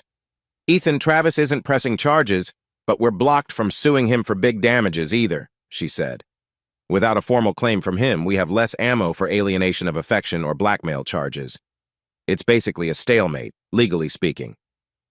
I rubbed my tired eyes, pacing my living room. "So he gets off scot-free for messing up my life?" She hesitated. "If you want real fallout for Jenna's affair, we might pivot to emotional impact. Force Jenna's testimony in open court to finalize the divorce no uncontested path. That means airing all her wrongdoing publicly." I felt a heavy thud in my chest. "She'd hate that," I murmured, recalling how private Jenna was, how much she dreaded people learning the ugly details. Public shame might be a different sort of retribution if I couldn't bankrupt Travis. Sharon cleared her throat. "It's a rough route, but it could get you leverage. She'd have to testify under oath about the affair's timeline, Travis's involvement, and any money exchanged. It'd be humiliating." A grim satisfaction flickered within me. "Then let's do it." Over the next couple of weeks, Sharon filed the necessary motions. Jenna and her father tried to argue for sealed records or a closed courtroom, but the judge refused, citing typical open court standards. Word spread among our acquaintances that Ethan Martin's divorce was heading to a public hearing, complete with salacious allegations. Jenna's father, furious, approached Sharon to propose a private settlement, but we stalled. That was exactly what I wanted. A stage for Jenna's lies to be exposed. On a Wednesday morning, we gathered in a modest county courthouse. The gray walls and fluorescent lights set a tense scene. Jenna sat at a table beside her father, face drawn and anxious. Kayla sat in the back row, wringing her hands. I tried not to meet her eyes, knowing this ordeal weighed heavily on her. When the proceedings began, my attorney questioned me first, establishing how I discovered the affair, the emotional toll it took, and how I believed Travis manipulated Jenna. Then it was Jenna's turn on the stand. She looked pale, glancing at me with obvious shame. Her father tried to handle direct examination gently, but the cracks showed. Jenna explained in halting words how Travis reappeared in her life, demanded money, threatened exposure. Then Sharon stood for cross-examination, voice calm but precise. "Isn't it true you not only gave Travis financial support but also maintained a sexual relationship?" Jenna's lips parted. Yes," she said softly. Murmurs rippled through the small audience, including local attorneys who knew me from business circles. My stomach clenched. I found no joy in seeing her humiliated, but I reminded myself, she caused this. Sharon pressed on. "And this continued for years, correct? With multiple meetings at motels, sometimes while your husband was at work?" Jenna wiped a tear. "Yes." In the back row, Kayla lowered her head, tears brimming. My heart panged at the sight, but I kept my face impassive. This was the cost of betrayal. Everyone saw the devastation. By the time Sharon finished, Jenna's cheeks were streaked with tears, her composure in tatters. After a recess, her father tried to mitigate damage, painting Travis as a manipulative con man who exploited Jenna's guilt. He argued that I was seeking an overly harsh resolution. I stared at them, cold determination fueling me. This is exactly what you get for lying to me and for letting that man linger in our life. Outside the courtroom, I overheard Kayla sobbing to her husband Alex, who'd shown up late. "Mom's being torn apart in there," she cried. "Dad's so angry. I don't even know who to blame anymore." Her words stabbed at my chest, but I pushed the sympathy down. We had a short break before the judge would reconvene. Jenna's father approached me, scowling. "This is disgraceful, Ethan. I realize you're hurt, but can't you see how you're destroying your own family with this spectacle?" I met his glare. "Destroying? Jenna did that by choosing Travis. I'm just making sure no one overlooks the damage. His jaw clenched. We can settle this quietly. There's no need to drag it out. No, I said evenly. We do it my way. Jenna stood nearby, eyes full of silent misery. As we re-entered the courtroom, the hush felt like walking into a funeral. The judge called us to order, announcing there'd be another hearing in 2 weeks to review final statements. If no agreement was reached, the divorce would be processed with the public record intact. Afterward, as the audience dispersed, Kayla tried to catch my arm. Dad, I know Mom hurt you, but do you have to push so hard? It's humiliating. Everyone knows now. I exhaled, frustration tinged with guilt. I'm sorry you're caught in it, Kayla, but I'm done letting her hide behind secrets. Kayla glanced at Jenna, who stood trembling under her father's support. This is tearing us all apart, she whispered. She fled before I could respond, Alex following her with a worried glance. And it wasn't just tearing them apart. My chest felt like a lead weight. The public hearing achieved exactly what I wanted, exposing Jenna's betrayal. But watching her wilt under the shame brought a bitter aftertaste. Maybe revenge doesn't feel as sweet as I hoped. The judge's 2-week timeline gave us a strange pause. Sharon insisted we prepare further evidence to claim a larger share of marital property. Meanwhile, Jenna's father kept sending me proposals lump sums, property splits, anything to avoid a final humiliating hearing. But I kept refusing. My nights were sleepless, haunted by flashes of Jenna's tear-streaked face in court. I'd wanted her to suffer as I had, and she was. Yet it didn't fill the emptiness inside me. Instead, it fueled a kind of numb weariness. One afternoon, about a week before the scheduled hearing, I sat in my home office, reviewing lines from the pending divorce paperwork. A sudden revelation washed over me. Even if I finalize this divorce, it won't erase the betrayal. Even if I got my every demand, she'd still have shared something sacred with Travis, and I'd still be left with heartbreak. All I'd accomplish was letting her walk away, possibly with a chunk of money eventually, or forced spousal support. That was standard in divorces after so many years. The more I thought about it, the more I realized divorcing her on conventional terms might actually benefit her. She'd get closure, maybe rebuild her life. And Travis? He'd vanish into the background. I let the paper slip through my fingers, a chill creeping down my spine. What if instead I keep her bound in limbo? Married on paper, but with no access to finances or marital benefits. She'd remain legally tied to me, overshadowed by the scandal of her affair. The idea felt cruel, but a dark satisfaction sparked in my chest. In normal circumstances, it'd be unthinkable to remain in a broken marriage. But after everything, maybe cruelty was exactly what I needed to show. For the first time, my mind found a path that fit my anger better than the neat finality of a divorce. I called Sharon, voice steady. I need to talk strategy. If I decide not to finalize the divorce, can I just pull back on it? She sounded startled. Yes, you can file for a discontinuance or simply refuse to cooperate with further proceedings, but that leaves you both in an unresolved marriage. Are you sure? I stared at the framed family photo across the room, the image of a happier time. I'm sure. Let's halt everything. Sharon paused, then asked gently, Is this about reconciliation? I let out a mirthless laugh. No, I just have my reasons. Within days, the legal machinery slowed to a halt. I told Sharon to notify Jenna's father that I was withdrawing the divorce petition indefinitely. The day after, Jenna's father called me, furious. What game are you playing, Ethan? You can't just leave her in a legal no man's land. If you're not reconciling, you need to finalize the separation or the divorce. I gave a clipped response. I'm exercising my rights. If Jenna doesn't like it, she can file on her own. But I imagine she's afraid to open that door, given the public record and all the humiliation in court. She might not want to keep that going. He sputtered. This is unethical, spiteful. You realize you're punishing her without ending things? A cold sense of resolve hardened in me. She punished me first. I hung up. That evening, I sat in silence on the back porch, the last rays of sun painting the yard golden. I should have felt triumph in forcing her into this limbo, but all I had was a quiet ache in my chest. I was still living in the same house, though I avoided her and mostly slept in my study. The tension seeped into every corner of the place. Kayla was devastated, her relationship with Alex strained by the drama. But I refused to relent.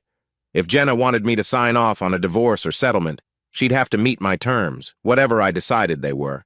No more easy exits for her or Travis. I watched the sky turn pink, remembering a younger Jenna who used to cuddle beside me at dusk, whispering how she loved our backyard view. The memory felt like a ghost now.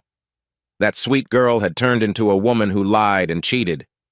I sighed, letting the memories wash over me with an odd mixture of longing and bitterness. A text pinged my phone. It was Sharon again, presumably checking if I was certain about my decision. I ignored it. For better or worse, my mind was made up. I'm not severing the tie easily on her schedule. She can feel the weight of what she's done. With that thought echoing, I stood and headed inside. The house was unnervingly quiet. Somewhere upstairs, Jenna might be lying awake, wondering how our lives had spiraled this far. But I had no intention of checking on her. We were stuck together in name only, each day steeped in resentment. And in a twisted way, that felt like the only justice I could get for now. I woke up one morning and felt like I couldn't breathe in my own house. The tension was suffocating Jenna and I weren't speaking. Kayla was torn between guilt and anger, and I was caught in this weird limbo where I dropped the divorce but refused to live with her like a normal husband. My sleep had become a series of short, restless stints on the couch in my study, or sometimes in a guest bedroom if the air felt too stifling downstairs. Amid that mess, I found an old email confirmation for a Caribbean cruise. Jenna and I had booked it months before everything blew up, back when we still wore the mask of a happy couple. It was supposed to be a romantic getaway. Now it was just a reminder of how far we'd fallen. My first instinct was to cancel, but then something in me hesitated. Maybe I needed a break, a clean horizon with no drama, even temporarily. The idea of standing on a ship deck in the open sea, phone turned off. Away from the chaos, I couldn't help feeling relief at that thought. That same afternoon, I phoned the cruise line and confirmed the ticket. The representative cheerfully offered to replace Jenna's name with another passenger if I was traveling with someone else, but I declined. I'd be going solo. The next few days passed in a blur. I delegated tasks at my company to my CFO, Duncan, and prepared a short out-of-office email. My attorney, Sharon, reminded me that since I wasn't proceeding with the divorce right now, there were no immediate legal deadlines. Perfect timing, I thought darkly. The night before I left, I barely spoke to Jenna. She had this hollow-eyed look, like a ghost drifting through the house. Part of me almost wanted to say, "I'm leaving, enjoy your time with your regrets," but that felt cruel, even for me. Instead, I just locked myself in my study and finished packing. By the time I boarded the cruise ship, my emotions were knotted in a chaotic swirl. The vessel was enormous, gleaming under the sun, with tourists bustling around, their laughter echoing across the docks. I dragged my suitcase along the corridor to my stateroom, half dazed by the sudden shift from my tense home to this floating resort. The first evening, I wandered the upper deck, sipping a club soda. I wasn't in the mood for anything stronger yet, and gazing at the water. There was a hush in the twilight air that momentarily soothed me. I leaned against the railing, the ocean breeze ruffling my shirt. It was the first time in months I'd felt even a glimmer of calm. Then I heard someone clear their throat behind me. I turned to see a petite redhead, hair just brushing her shoulders, her face freckled from the sun. She wore a light wrap over a sundress, but her eyes had a wounded look that belied the pretty outfit. "Sorry," she said, voice low. "Didn't mean to startle you. I was trying to get a spot along the railing and you looked well. I didn't want to nudge in." I stepped aside automatically, managing a small smile. "No worries. Plenty of room." She introduced herself as Audrey Sullivan. The name rolled off her tongue with a hint of southern warmth. Tennessee, maybe? I told her I was Ethan Martin from Ohio.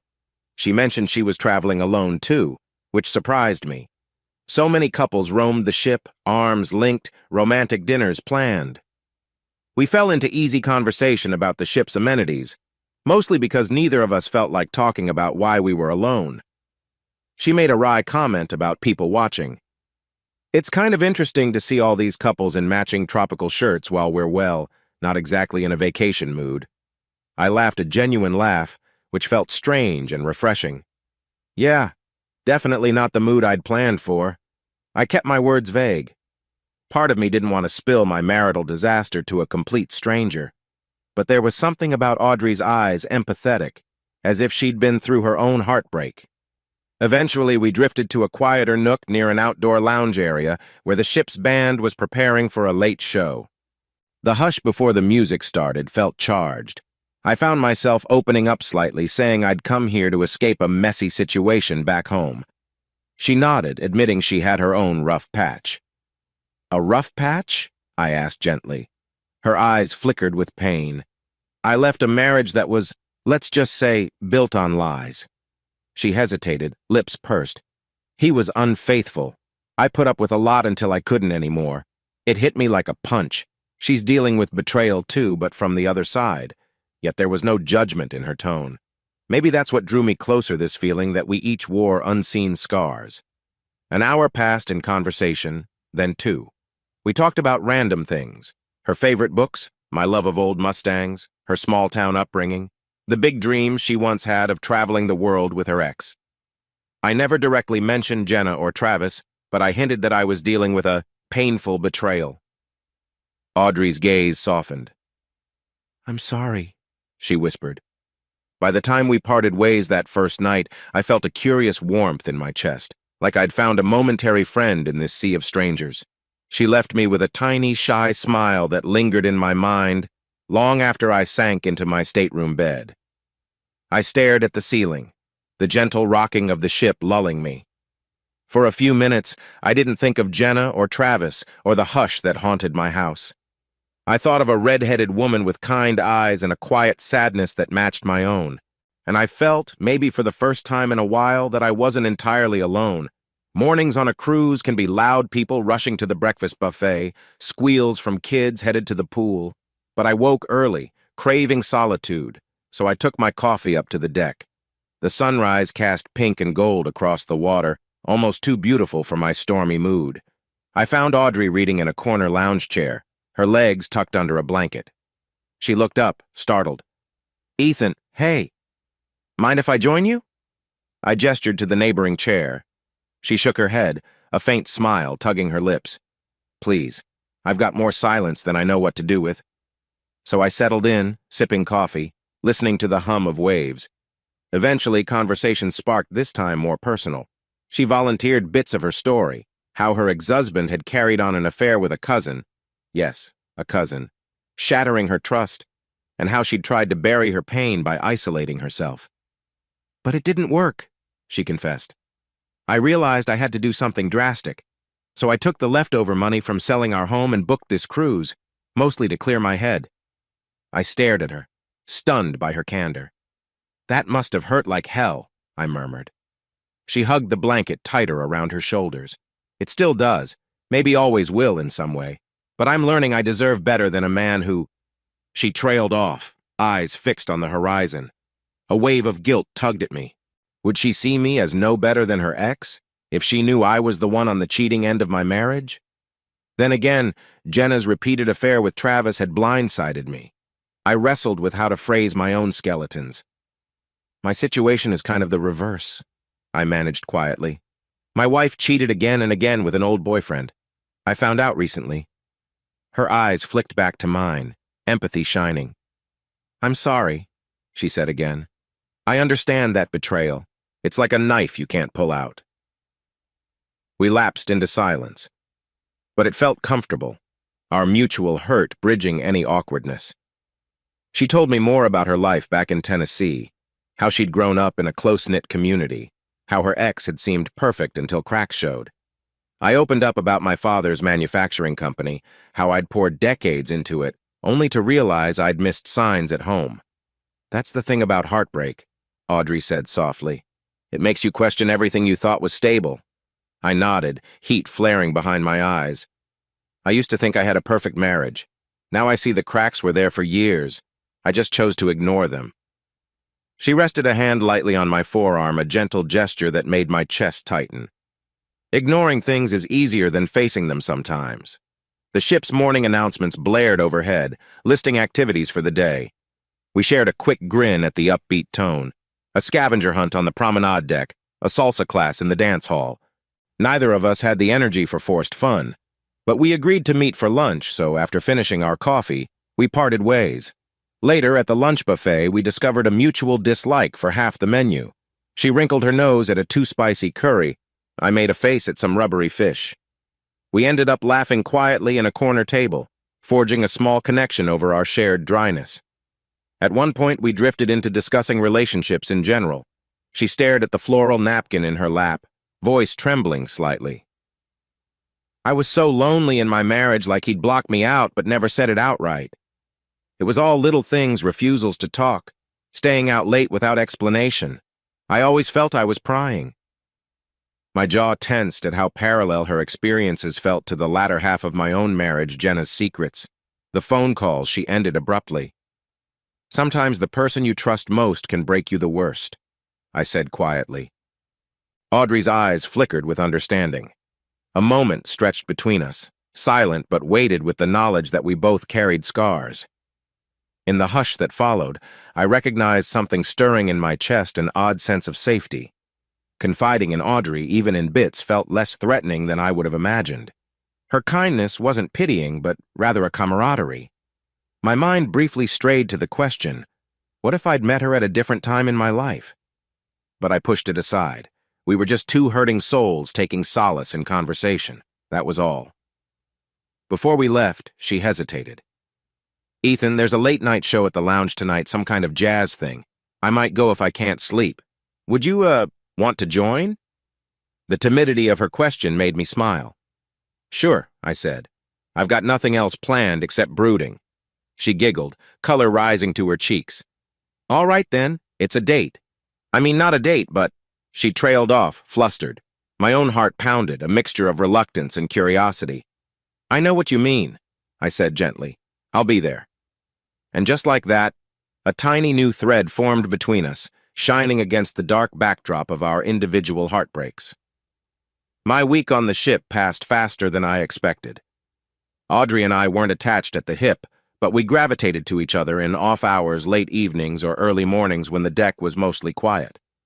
Our conversations covered everything, her struggles with self-esteem after her ex's betrayal, my rage at Jenna's unending lies, how we both felt stuck in a version of ourselves that no longer existed. One late night, as the ocean wind whipped across the railings, we ended up sharing an embrace that blurred the line between platonic comfort and something more. Her arms around my shoulders, my face buried in the crook of her neck. There was no overt sexual heat, just a closeness that felt tender, an unspoken promise that it was okay to care for a moment. We parted gently, no confessions, no illusions, but something in her eyes told me she was drawn to me as I was to her. Neither of us was quite ready to acknowledge it fully. So we floated on that unspoken tension for the rest of the cruise, teetering between solace and undeniable sparks. On the final morning, she found me by the breakfast buffet, her expression slightly downcast. Last day, she said softly. Feels like we're both heading back to real life. Real life, indeed, my silent war with Jenna, the precarious state of my household, the memory of it pressed in. Yeah, I murmured, not looking forward to the mess. We walked side by side off the ship, pausing outside the bustling port terminal. She eyed me, chewing her lip. Ethan, you've made this trip bearable. I don't know if we'll ever see each other again, but... She dug a small card from her purse, scribbled her phone number. If you ever want to talk, or if you're passing through Tennessee, call me. Or text. A swell of emotion hit me. Part of me wanted to do more, maybe a goodbye hug that lingered, or a promise to visit. But I just nodded, taking the card. Thank you. And you have my number, right? She nodded, tapping her phone. Saved, just in case. Her eyes glistened as she turned, hoisting her bag. Take care, Ethan. I watched her disappear into the crowd, heart heavy with a tangle of regret and gratitude. I felt alive in a way that was almost guilt-inducing, given everything at home. But I did deserve some moment of peace, didn't I? That sense of calm lasted right up until I arrived back in my hometown. The drive from the airport, with my phone turned back on, featured a deluge of missed calls and texts. My daughter, Kayla, had left a series of voicemails, her voice alternating between relief I was safe and anxiety over the status of the house. My attorney Sharon left a message with updates on the non-divorce. She also mentioned that Jenna was apparently staying with her parents. I felt a flicker of grim relief. Good. I didn't want her in my house. That gave me breathing room. I had told her father I wouldn't finalize anything, but I never said she could keep living under my roof. So maybe she decided to stay with them out of shame or discomfort. My first stop was the office, to check in with my CFO, Duncan. He gave me an odd once-over, as though trying to discern my mood. "How was the vacation?" he asked. "Calming," I replied, voice clipped. "What's the status here?" He rattled off updates, production numbers, a small snag with a supplier, minor stuff. I handled it all mechanically, mind drifting to Audrey's laugh and the gentle salt breeze on deck. I could have used more time away, but part of me also felt weirdly re-energized, like I had a new plan forming at the edges of my thoughts, though I couldn't put it into words yet. Later that evening, I returned to my house. The place was silent, the living room slightly dusty, as if no one had bothered with housekeeping. I walked around, flicking lights on. Jenna's belongings were still in the bedroom closet, but there was a new emptiness in the air. I sat at the kitchen table, tapping my phone screen. My mind drifted to the small card Audrey gave me, currently tucked in my wallet. Would I text her? Did I dare bring someone new into my life when I was still legally married, still entangled in a twisted game with Jenna? My phone buzzed. A message from Kayla. "Mom's staying at Grandpa's place. She seems upset. Are you going to talk to her?" I ignored it. Right now, I didn't want to discuss Jenna. I poured myself a glass of water and stared out the window, the backyard dark with nightfall. Images of Audrey's soft smile played in my mind. The sincerity in her voice when she told me I deserved better. A sense of longing flared, quickly chased by caution. Our bond on the cruise had been a temporary escape. Would it translate to anything real, or was it just a salve for two broken souls? Either way, I realized something crucial. I didn't need official divorce papers to start living again. The entire fiasco with Jenna could remain in stasis if it served my purpose. Let her father stew. Let Travis lurk. I didn't owe them any clarity. Meanwhile, I could find my own clarity, my own happiness, maybe. That night, I slept in my bed for the first time in weeks, ignoring the ghostly reminder of Jenna's presence. My dreams were a swirl of ocean waves and a petite redhead telling me it was okay to let go of the past. A few days passed in a strange lull. I buried myself in work, determined to reassert control in every aspect of my life. My father's old motto echoed in my head. No matter how personal or messy life gets, the business can't suffer. So I kept the plant running smoothly, deflecting concerned questions from employees about my personal time off. Jenna's father called once, angry and insistent, but I politely cut the conversation short. If Jenna wanted to remain at her parents', fine by me. If she wanted a divorce, she could file.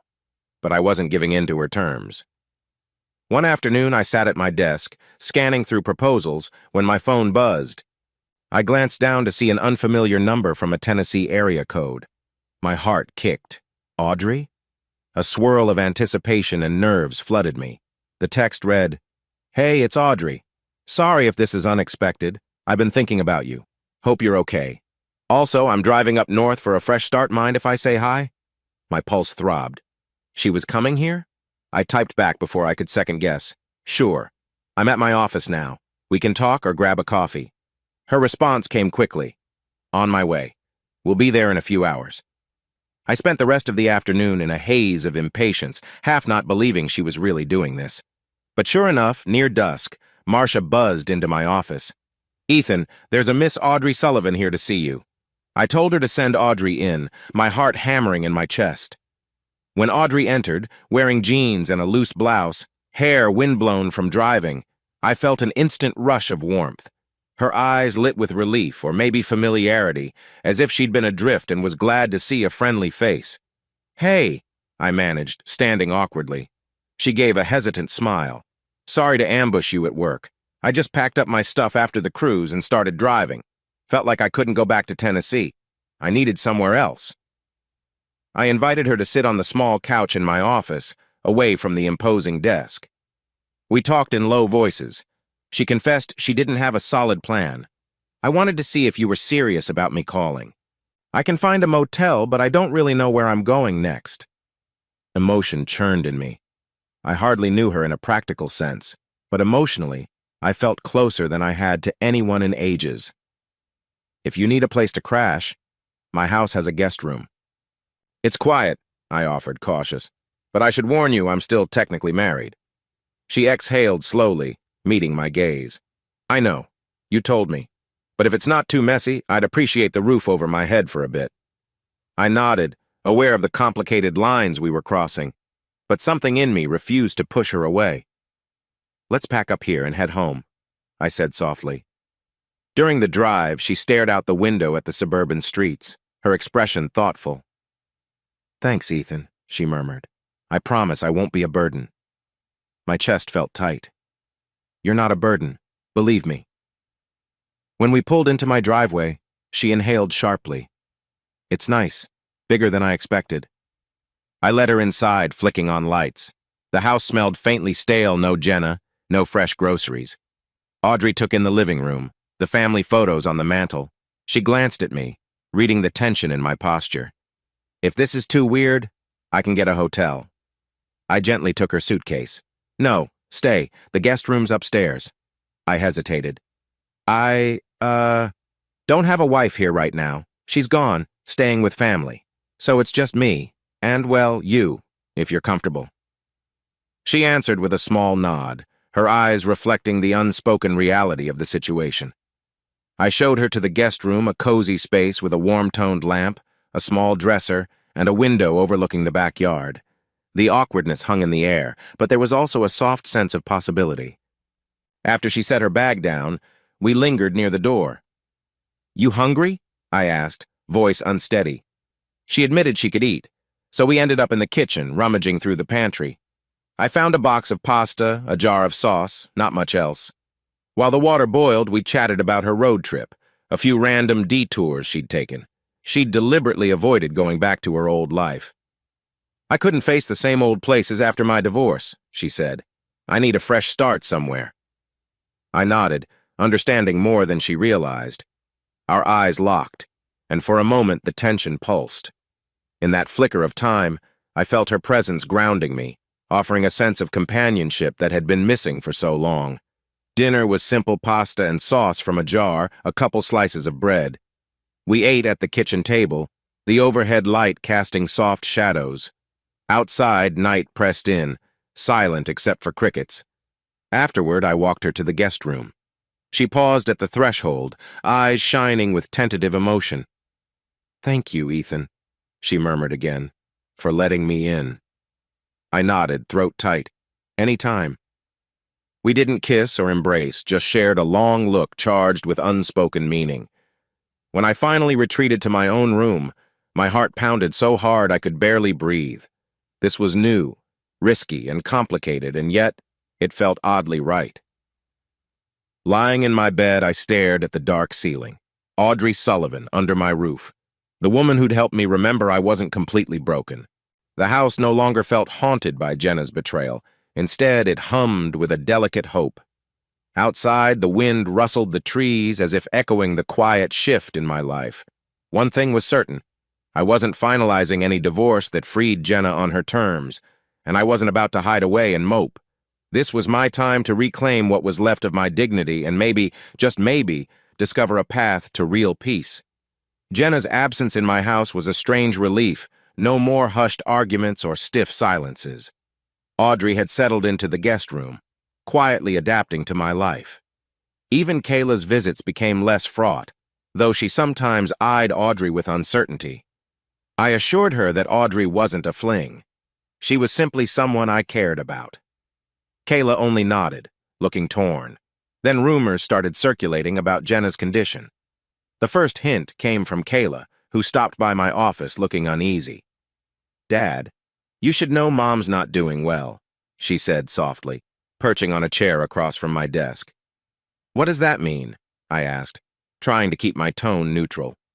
Kayla fiddled with her phone. "She won't tell me exactly, but I visited her at Grandpa's house and she's lost weight. She looks exhausted and she's barely eating." I exhaled slowly. The image of Jenna, once so poised, reduced to a shell of herself, tugged at me in ways I didn't expect. "That's her choice," I said, more coldly than intended. "She knows what she did." Kayla's eyes flashed with pain. "I understand you're angry, but she was your wife for over 2 decades. Don't you care at all?" A flicker of guilt sparked in my gut. "I don't want her dead," I muttered, "but I'm not responsible for her mess anymore." Kayla nodded, but sadness lingered in her eyes. As she left, I felt a pang. Despite everything, she was stuck between loyalty to her mother and the hurt Jenna had caused. Yet my own anger wouldn't budge. Jenna made her bed. She can lie in it. In the following weeks, other tidbits reached me. I heard from a longtime neighbor that Jenna had been spotted at a local pharmacy looking frail, picking up prescriptions that might be antidepressants. My attorney Sharon mentioned in passing that Jenna's father was pressing again for me to finalize a divorce settlement. "He claims she's struggling financially, wants alimony," Sharon reported. "But you still have no obligation while you remain married in name only." I sat behind my desk at work, tension throbbing in my temples. "Exactly," I said. "If she needs money, she can ask Travis or get a job. I'm not paying her a dime while I owe her nothing legally." Sharon paused. "Ethan, you're within your rights, but you realize how punishing this is, right?" I clenched my jaw. She humiliated me publicly. She's the reason I had to discover every vile secret in open court. She's letting that scumbag Travis keep a hold over her for years, draining my savings behind my back. Let her see what it's like without a safety net. The conversation ended on that note. I told myself it was purely justice, but a whisper of doubt gnawed at me. Even Audrey could sense the tight coil of bitterness in me. Late one evening, while we were in the living room sorting through some paperwork from my father's trust, she brushed my shoulder gently and said, "It's okay to feel bad for her, you know." My gaze snapped to hers. Why would I pity a woman who cheated on me for years? Audrey looked sad. "Because you're a decent person, and she's someone you once loved.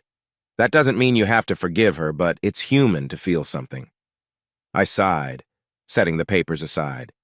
"She's made her bed. I'm not sure if there's a reason I should help her now. She's got her father. Let him take care of her." Audrey's expression was thoughtful. Sometimes letting someone truly experience the consequences is the only way they learn. But watch yourself, Ethan. Don't let your anger swallow you. In the back of my mind, I heard her words echo, but I couldn't let go of the satisfaction of seeing Jenna's downfall. It felt like the only real punishment for her betrayal. So I pressed on, ignoring the faint guilt that tried to surface. Things escalated when I received a call from Jenna's father, Victor Harris, one afternoon. He came right to the point. "Ethan, do you realize how precarious Jenna's condition is? She can't work right now. She's mentally unwell, grieving. You're leaving her homeless and penniless." I kept my tone even. "She chose to cheat. She can sue for a divorce. Nothing's stopping her." "You know she's terrified of more public revelations," he snapped. "You're using that as leverage. This is cruel." I smirked at the phone. "You're an attorney, Victor. Find a legal remedy if you can. I'm not budging." Then I hung up. My heart hammered in my chest, adrenaline surging. Yes, it was cruel, but so was years of deception, nights she spent with Travis, forging a double life. Let her realize the cost. That same evening, Kayla texted me. "Mom has moved out of Grandpa's place. She's in some rundown apartment near Travis. Dad, I'm worried." Anger flickered. Even after everything, she's near that loser again? But I forced myself to remain calm. This was exactly the spiral I'd predicted. She had no income, no real support. She might even be sinking back under Travis's shadow. And ironically, it didn't make me regret anything. It only affirmed that she was reaping the consequences of her actions. Audrey noticed how quiet I was over dinner. "You okay?" she asked, gently touching my hand. She'd prepared a simple meal of roasted chicken and vegetables, the house smelling faintly of thyme. I mustered a small smile. "Yeah, just dealing with Jenna's latest moves." Audrey nodded. "She's staying with Travis, right?" "That's what I hear. She apparently found some ratty place near him. I don't know if they're living together or what. Either way, not my problem." Audrey's lips formed a thin line, as if she had more to say, but decided against it. She changed the subject, asking about my day at work, about Kayla's recent progress with Alex. The conversation stayed light, but I sensed a tension growing in Audrey. She was supportive but uncertain about how far I was willing to go in punishing Jenna. That night, as I lay in bed, I couldn't help picturing Jenna frail, anxious, no resources. A flicker of guilt mingled with triumph. My father's voice seemed to whisper from memory. Be sure your victory doesn't cost you your soul, Ethan. But I shoved that thought aside. She was still the woman who'd sold out our marriage to Travis. If she fell, it was on her, and I was nowhere near done teaching her that lesson. I was in the middle of a staff meeting at the plant when my phone vibrated with a text from Audrey. We need to talk tonight. Important. My stomach nodded. Her short, urgent phrasing hinted at something serious. That evening, after I wrapped up business, I returned home to find her sitting on the couch, arms folded, an uncharacteristic tightness in her posture. She looked up as I entered. Hey, she said quietly. Hey, everything okay?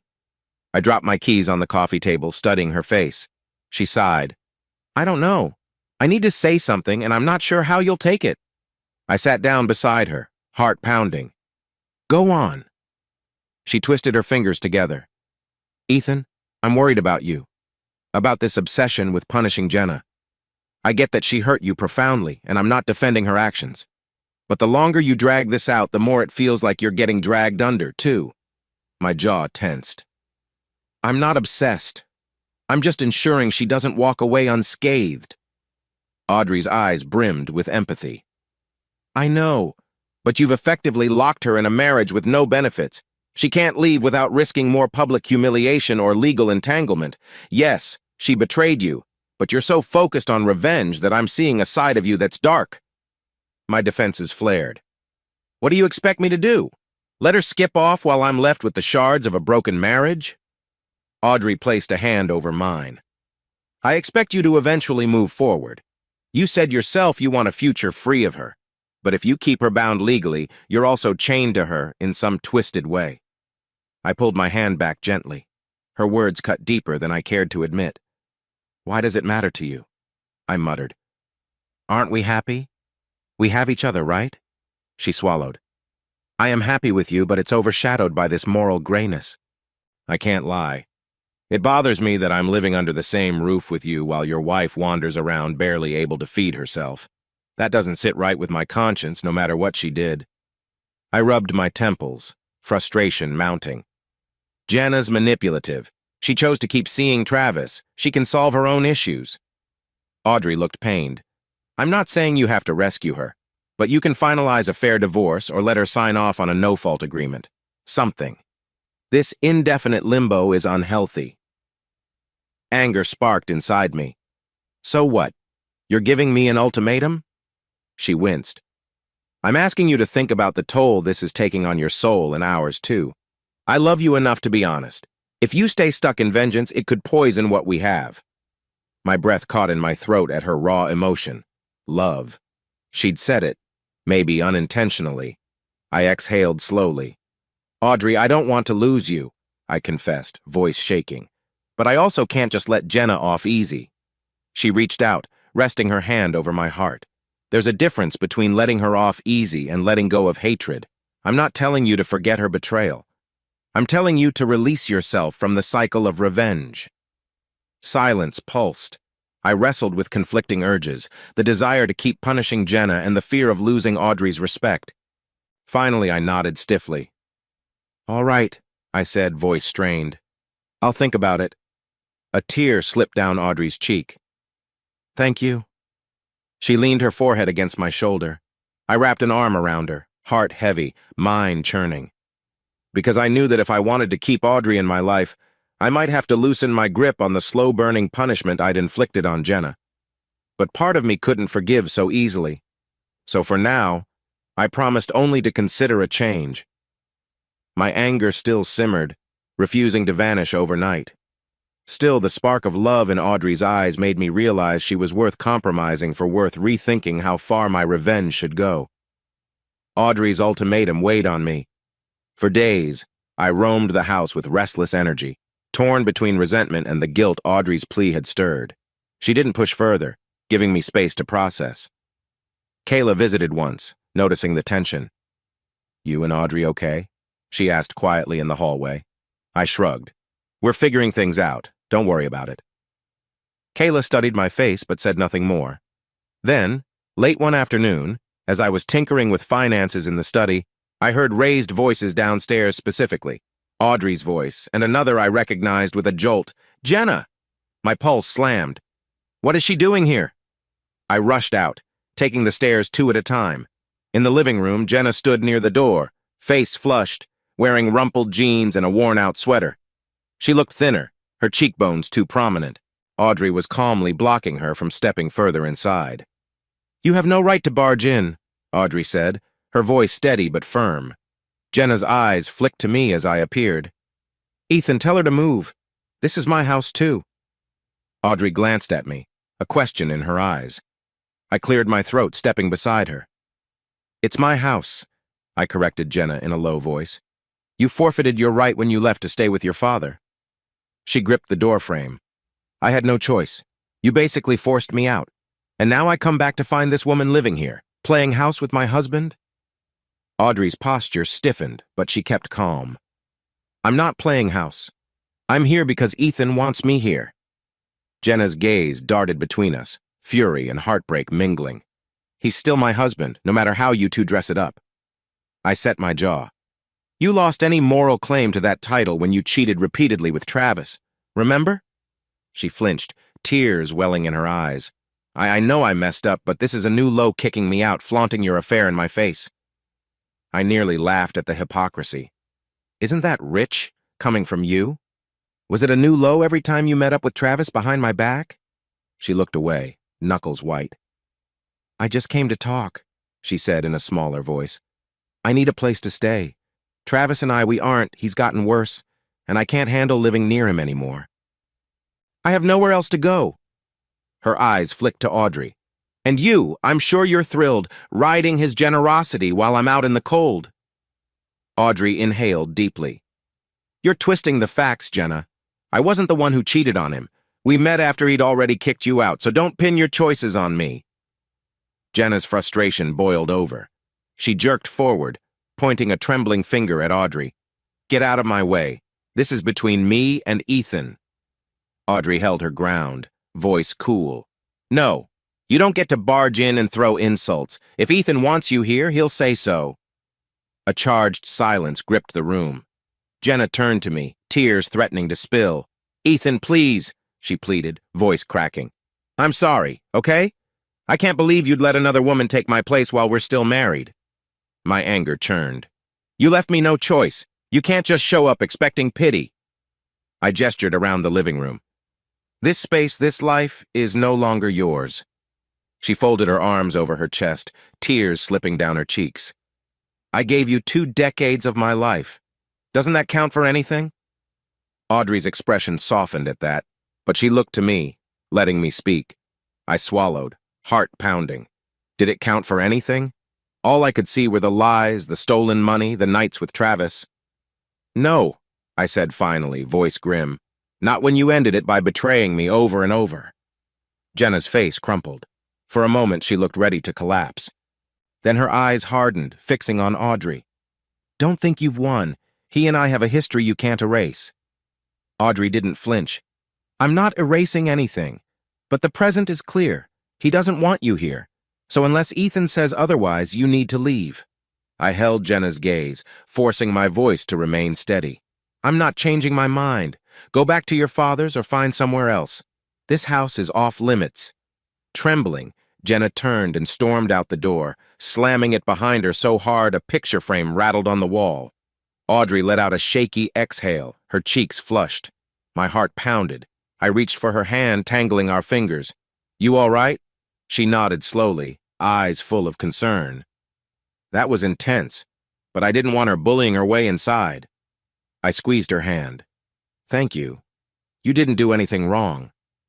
Yet even as I said the words, guilt twisted inside me.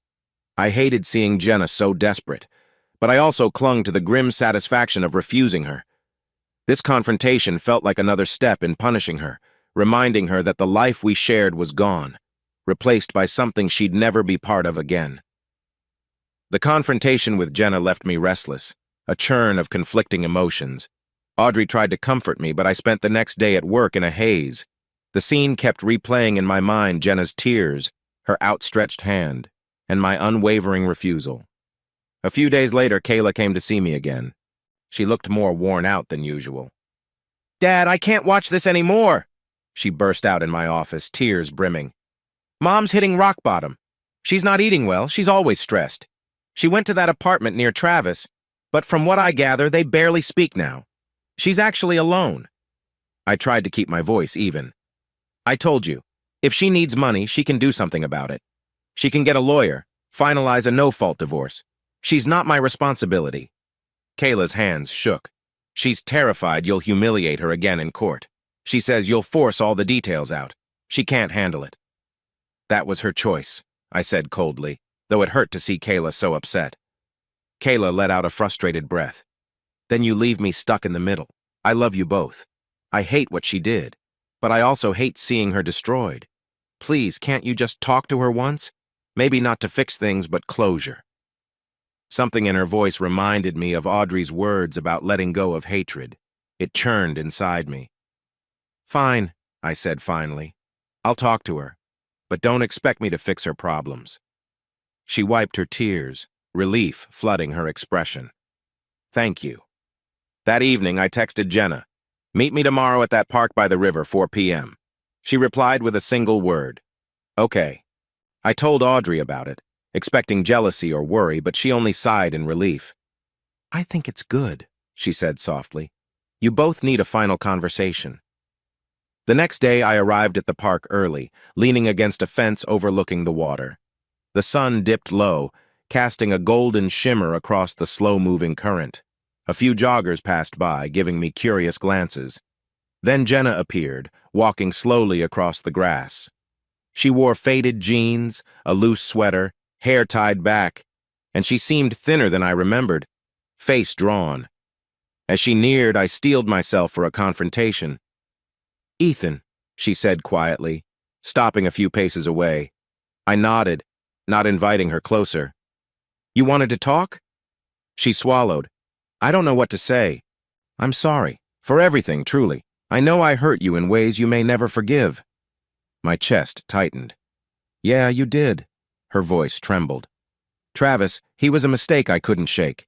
I'm not defending myself, but he guilted me, manipulated me with old memories. I was weak, or maybe just too cowardly to tell you." She wrapped her arms around her torso. "I've lost everything now."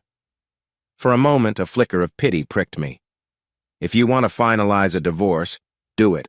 I won't humiliate you further if we keep it sealed or do no fault. But don't expect me to take you back or pay your bills." She choked on a half-sob. "I'm not here to ask for money. I guess I wanted to see if there's any chance. Any chance at all." A slow burn of anger ignited in my chest. "After all these years of lying, you think a single apology erases that?" Tears slipped down her cheeks. "I ended it with Travis for good. I cut all ties. I know it's late, maybe too late, but I had to try." I stared at her, remembering the day Kayla revealed her affair, the nights I lay awake picturing her with him. My hands curled into fists at my sides. "It's way too late," I said, voice cracking slightly. "You destroyed what we had, piece by piece." A sob escaped her. "I understand." She took a step forward, eyes pleading. "I'm so sorry. I don't know if I'll ever forgive myself." My heart pounded. A swirl of memories flooded me: our wedding day, Kayla's birth, the quiet dinners we once shared. Then the ugly revelations, the hush money to Travis, the humiliation in court. "I can't do this." I exhaled, forcing my voice steady. "Jenna, the time for goodbyes passed when you chose him over and over. I'm done. I'll never revisit a marriage built on deceit." A broken sound tore from her throat, and she pressed a hand to her mouth, tears falling freely. I understand," she whispered. We stood in silence for a long moment, the wind rustling leaves around us. The ache in my chest felt almost unbearable, yet also liberating. This was the final closure I needed. Finally, I shook my head. "I hope you find some way to move on, but it won't be with me." She nodded, tears still streaming. "Goodbye, Ethan," she said in a strangled whisper. Then she turned and walked away. I watched her figure recede, shoulders trembling, until she vanished around a bend in the path. The park grew quiet again, the sun nearly gone, painting the sky in purple and gold. My eyes burned, but I refused to cry. It's over. A sense of finality settled over me like a weight lifting. Jenna might remain my wife on paper for now, but emotionally and spiritually, I had severed the last thread. I stood there for a moment longer, letting the evening breeze wash over me. Then I headed back to my car, an unshakable sense of closure lodged in my chest. I didn't know exactly how the future would unfold with Audrey or the legal aftermath, but I knew one thing. I was done letting Jenna's betrayal define me. The day after my final conversation with Jenna, I woke up feeling oddly weightless, like a massive burden had lifted. My decision to close that door for good wasn't easy, but it brought a strange sense of peace. Yet, underneath the calm, a tangle of guilt and triumph simmered. I'd effectively forced her into a corner for months, harnessing my anger to keep her from any semblance of normalcy. Now that I'd said my piece, a new question loomed. Was I free, or still haunted by my own bitterness? Audrey sensed my shifting mood from the moment I came down to breakfast. She was at the kitchen table sipping coffee, reading something on her phone. When she glanced up, her cautious smile told me she wasn't sure where we stood. After all, she had urged me to end the cycle of revenge, and I'd only half listened until recently. "Morning," I said, clearing my throat. I poured myself coffee and joined her. The summer sun streamed through the window, illuminating the worry lines on her forehead. "Hey," she replied softly. "You seem lighter today." I nodded, exhaling slowly. I told Jenna it's over completely. No more illusions of reconciliation. Her eyes flickered with relief and a hint of sadness. "How do you feel?" "Strangely, at peace," I answered, swirling my coffee. "I won't pretend I don't still have resentment, but I can't keep punishing her. I can't keep punishing myself either." Audrey reached across the table, placing her hand over mine. The warmth of that small gesture nearly broke the tension in my chest. "I'm glad," she whispered. "That's a big step." I nodded, inhaling the comforting aroma of coffee. "I don't know what comes next, but I do know I can't cling to anger if I want a real future. Especially with you." Her cheeks colored, a soft smile tugging her lips. We let the morning drift on in companionable silence, the hum of the air conditioner in the background. Eventually, she closed her phone and turned to me with a hint of nerves. "Ethan, there's something I'd like to talk about." I raised an eyebrow, wary of more ultimatums. "Sure. What's up?" "I've been thinking about whether we're, well, truly together or just two people living under the same roof." Her eyes flicked to the ring on her finger, which was actually a simple silver band she'd worn since I met her. Not a wedding band, just a personal piece of jewelry. "I don't want to push you, but I do care about you a lot, and if we're going to build something, we should talk about that." A swirl of warmth and nervousness coursed through me. "You're right," I said, voice low. "I've been so consumed by my battle with Jenna, I haven't really defined what we are, but you mean more to me than just a roommate or even a short-term girlfriend. You're my anchor." She looked down, a tremor crossing her lips.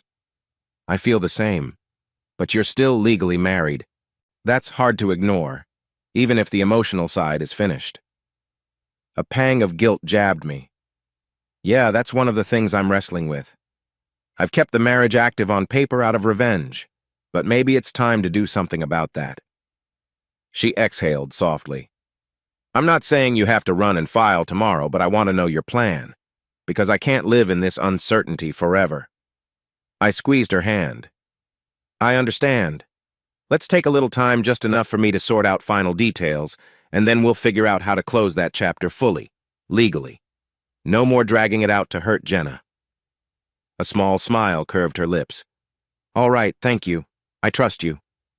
I felt an unfamiliar flutter of gratitude. Trust. Such a simple word.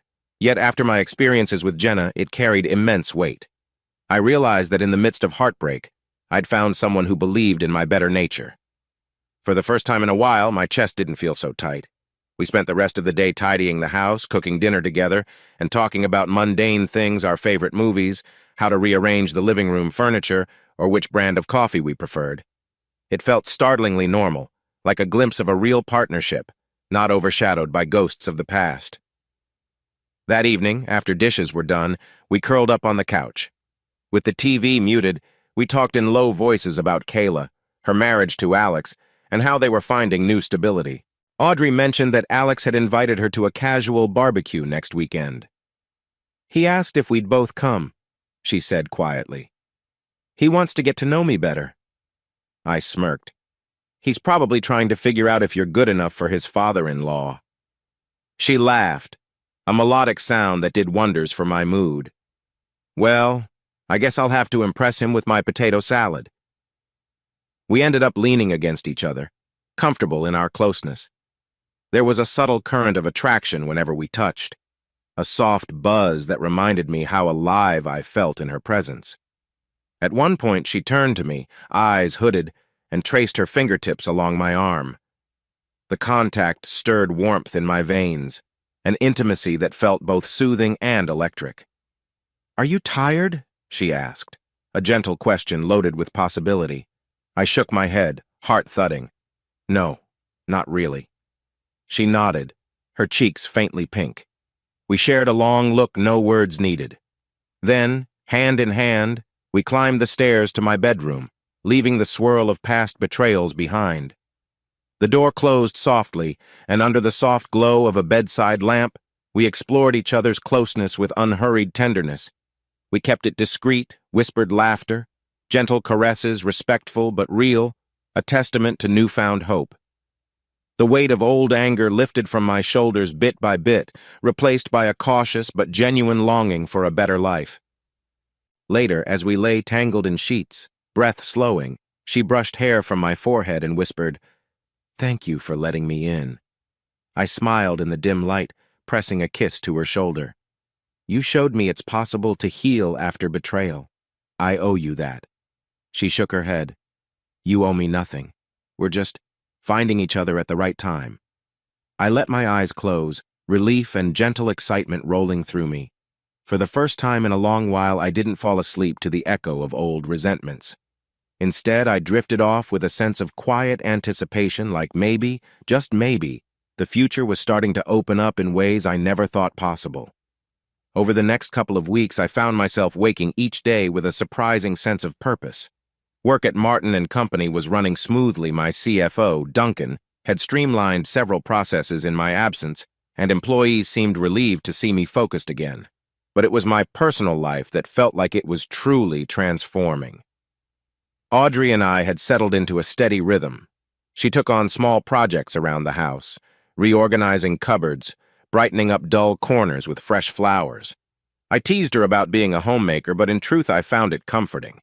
We never had a big talk about moving in or official titles. It just happened naturally, with her suitcases quietly tucked into my closet and her presence weaving into daily routines. One evening, she brought up the lakeside cabin my father had purchased decades ago, an old property outside town, rarely used in recent years. "Why do you never go there?" she asked curiously, flipping through a faded photo album we'd discovered. The pictures showed me and Kayla fishing off a small dock, Jenna nowhere in sight. I shrugged. "I guess it holds memories of my dad, but also a sense of isolation. Jenna hated it too rustic," she used to say. Audrey's eyes lit up. "Maybe that's exactly why we should fix it up. A place that's all yours, untainted by old baggage." The more we discussed it, the more appealing the idea became. The cabin could be a retreat or even a fresh start. It needed repairs, new roofing, updated plumbing, but I had the funds and the will to do it right. "Let's go see it this weekend," I suggested. So that Saturday, we drove out to the lake. The winding road led through tall pines, the sunlight flickering in golden beams. My chest tightened with nostalgia as we pulled up to the cabin. It was a single-story structure, weathered siding, a small porch sagging on one side, surrounded by towering trees and a scenic view of calm water just beyond. Kayla and Alex joined us shortly after. Kayla wore a bright expression, relieved at the sign I was moving forward. Alex, ever pragmatic, carried a toolkit. I can check the fuse box and see if we still have electricity, he offered. Audrey clasped my hand as we stepped inside. Dust motes danced in the sunbeams. The cabin smelled of old wood and memories. A few outdated chairs and a rickety table remained. As we explored each room, a sense of possibility swelled in me. We can make this place ours. I pictured new flooring, fresh paint, a fireplace for cold nights, maybe even a small deck out front where Audrey and I could sit, sipping coffee, watching the lake glisten. Halfway through, Kayla tapped my shoulder, voice low. "Dad, this is great. You and Audrey seem so happy." I couldn't help smiling. "I am, and I'm glad you came to help." She nodded, her eyes misting briefly. "I remember when Mom refused to set foot here. She said it was too rustic and had no style. But I always liked it, used to dream about kayaking on the lake." A pang of old hurt flared at the mention of Jenna's dismissive attitude, but I pushed it aside. "Well, now you can come any time. Bring Alex. I want it to be a place for us all to gather." She gave me a quick hug, then scurried off to check a back storage closet. In that moment, I realized how our father-daughter bond was also healing. She'd lived under the shadow of my anger at Jenna for too long. Maybe turning the cabin into a family sanctuary would help us all move forward. We spent the day assessing repairs. Alex scribbled notes shingles needed replacing. The porch required reinforcement. The inside walls could use fresh drywall in spots. Audrey snapped photos, pointing out design ideas. Kayla swept decades of cobwebs from corners with a laugh. Even as dust coated our clothes, the mood was upbeat. By sunset, we stood outside, admiring the lake's shimmering surface. A soft breeze carried the scent of pine and earth. I felt Audrey's hand slip into mine. "This is going to be beautiful," she whispered, her eyes shining with excitement. I kissed her temple, warmth spreading through me. "I think so too. A real new beginning." Kayla and Alex said their goodbyes, promising to help with future renovations. As their car disappeared down the dirt road, Audrey and I lingered on the porch, listening to loons call across the water. "Do you want to stay the night?"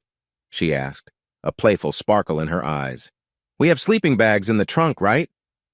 I glanced at the ramshackle interior, no running water, dust everywhere, but the sense of adventure glowed in my chest. "Let's do it," I agreed. "We'll rough it." That night, with the cabin's single lantern flickering, we rolled out sleeping bags on the ancient wooden floor. We shared a simple meal of sandwiches and bottled drinks, then huddled together under the star-filled sky peeking through the windows. The air was cool, the wood creaked occasionally, but the closeness between us felt electric, comforting. When we finally lay down, she rested her head on my shoulder. "I love that you brought me here," she murmured, voice hushed in the darkness. "It's like you're inviting me into your real life." I swallowed a lump in my throat, pressing a soft kiss to her forehead. "You are my real life," I whispered. Outside, the wind whispered through the pines, and the water lapped gently at the shore. For the first time in ages, I felt the future stretching before me unknown, but brimming with promise. The cabin renovation became our weekend project. Every Saturday, Audrey and I loaded my truck with tools and materials, driving out to the lake. Sometimes Kayla and Alex joined, other times it was just the two of us and a local handyman named Rick, a good-natured fellow with a silver beard and endless carpentry tips. Working side by side with Audrey sanding walls, picking out paint colors felt oddly therapeutic. We laughed at our botched attempts to measure lumber precisely, teased each other whenever we hammered a nail crooked. Each splinter or paint splatter became a shared memory, forging our bond in tangible ways. Meanwhile, Kayla gave me sporadic updates about Jenna. She was apparently living on her own, struggling but surviving, as far as Kayla could tell. Travis had faded from the picture after his health worsened. Any fleeting pity I felt was tempered by the knowledge that I couldn't solve Jenna's problems. I'd already chosen my path. One early morning, as Audrey and I were packing the truck for another cabin run, my phone buzzed. It was Sharon, my attorney. "Ethan," she said, tone brisk. "Jenna's father reached out. They want a final divorce settlement. He claims Jenna's ready to sign anything just to be free. Are you willing to meet?" My chest tightened. "I guess I am. Let's see what they propose." 2 days later, I found myself seated in Sharon's office across from Jenna's father. Jenna herself wasn't there. She'd apparently authorized him to handle negotiations. He slid a sheet of paper across the table, listing minimal alimony and a one-time settlement that was shockingly low. "We're tired," Victor said bluntly. "Jenna wants peace. You can have the house. The business is yours anyway, and she'll accept a small lump sum. No ongoing support. Just sign off so she can be done with this." I eyed the numbers. It was less than I'd anticipated, paying practically nothing compared to what a court might award for a 20-plus-year marriage. A pang of guilt twitched in my gut. I looked to Sharon, who wore a neutral expression, then back at Victor. "She's really this desperate?" I asked, my voice low. He sighed, shoulders sagging. "Yes. My daughter's exhausted, Ethan. You won, if that's how you see it. Just let her walk away." A hush settled. I glanced at Sharon, who raised an eyebrow, silently confirming the deal was heavily in my favor. My mind flashed to Audrey's words about moving on. Is taking this advantage the final step or just another piece of cruelty? Swallowing hard, I nodded. "All right. I'll sign. Let's get it done quietly, no more court drama, no more public record. Just a sealed agreement." Victor exhaled relief. "Thank you," he murmured. He hesitated. "For what it's worth, Ethan, I'm sorry it ended this way." I managed a curt nod. Then I leaned over the document, pen scratching across the lines, effectively terminating a marriage that had long since died emotionally. When it was over, Sharon escorted me out. I felt oddly numb until I reached my car. Sitting behind the wheel, I called Audrey. She answered on the second ring, voice warm with concern. "Everything okay?" I inhaled the scent of leather seats, blinking at the bright day outside. "I just signed the divorce settlement. It's done. Legally, I'm free." She was quiet for a beat. "How do you feel?" A wave of mixed relief and sadness welled up. Strange, like a huge chapter of my life slammed shut, but also, like I can finally breathe. Her soft laugh carried hope. "You can come home now, to our home, and we'll start new chapters. I'll be here waiting." My heart clenched with gratitude. "I love you," I whispered, surprising even myself. Her answering breath hitched. "I love you too, Ethan." I hung up, letting the words echo in my mind. Driving away from Sharon's office felt like driving into a brighter future. Jenna might remain a ghost of my past, but she no longer held legal or emotional power over me. The cost had been high years of heartbreak, a drawn-out revenge, but perhaps the peace I sought was finally within reach. Days after finalizing my divorce, I announced my newfound freedom to Kayla, who embraced me with tearful happiness. "I'm proud of you, Dad," she said, voice quavering. "Not because you divorced Mom, but because you found a way to let go of your anger. I see it in your eyes, you look so much lighter." I hugged her back, eyes misting. "Thanks, kiddo. It's weird to say I'm divorced after all these years, but it's the right step." She nodded. "I think so too, and I'm thrilled you have Audrey." Her smile turned teasing. "When are you going to make it official with her, I chuckled, ruffling her hair as if she were a teenager again. "Working on it," I teased, a glint of possibility sparking in my chest.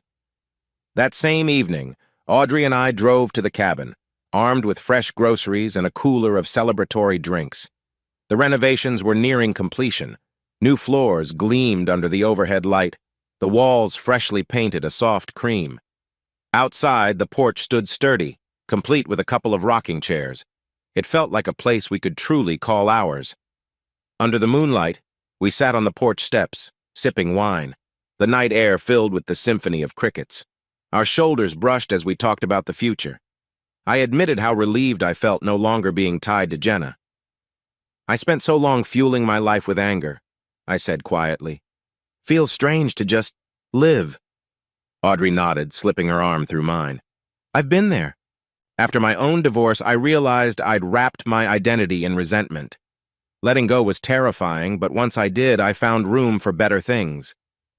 I turned to her, heart pounding. "You are definitely one of those better things," I whispered, then paused.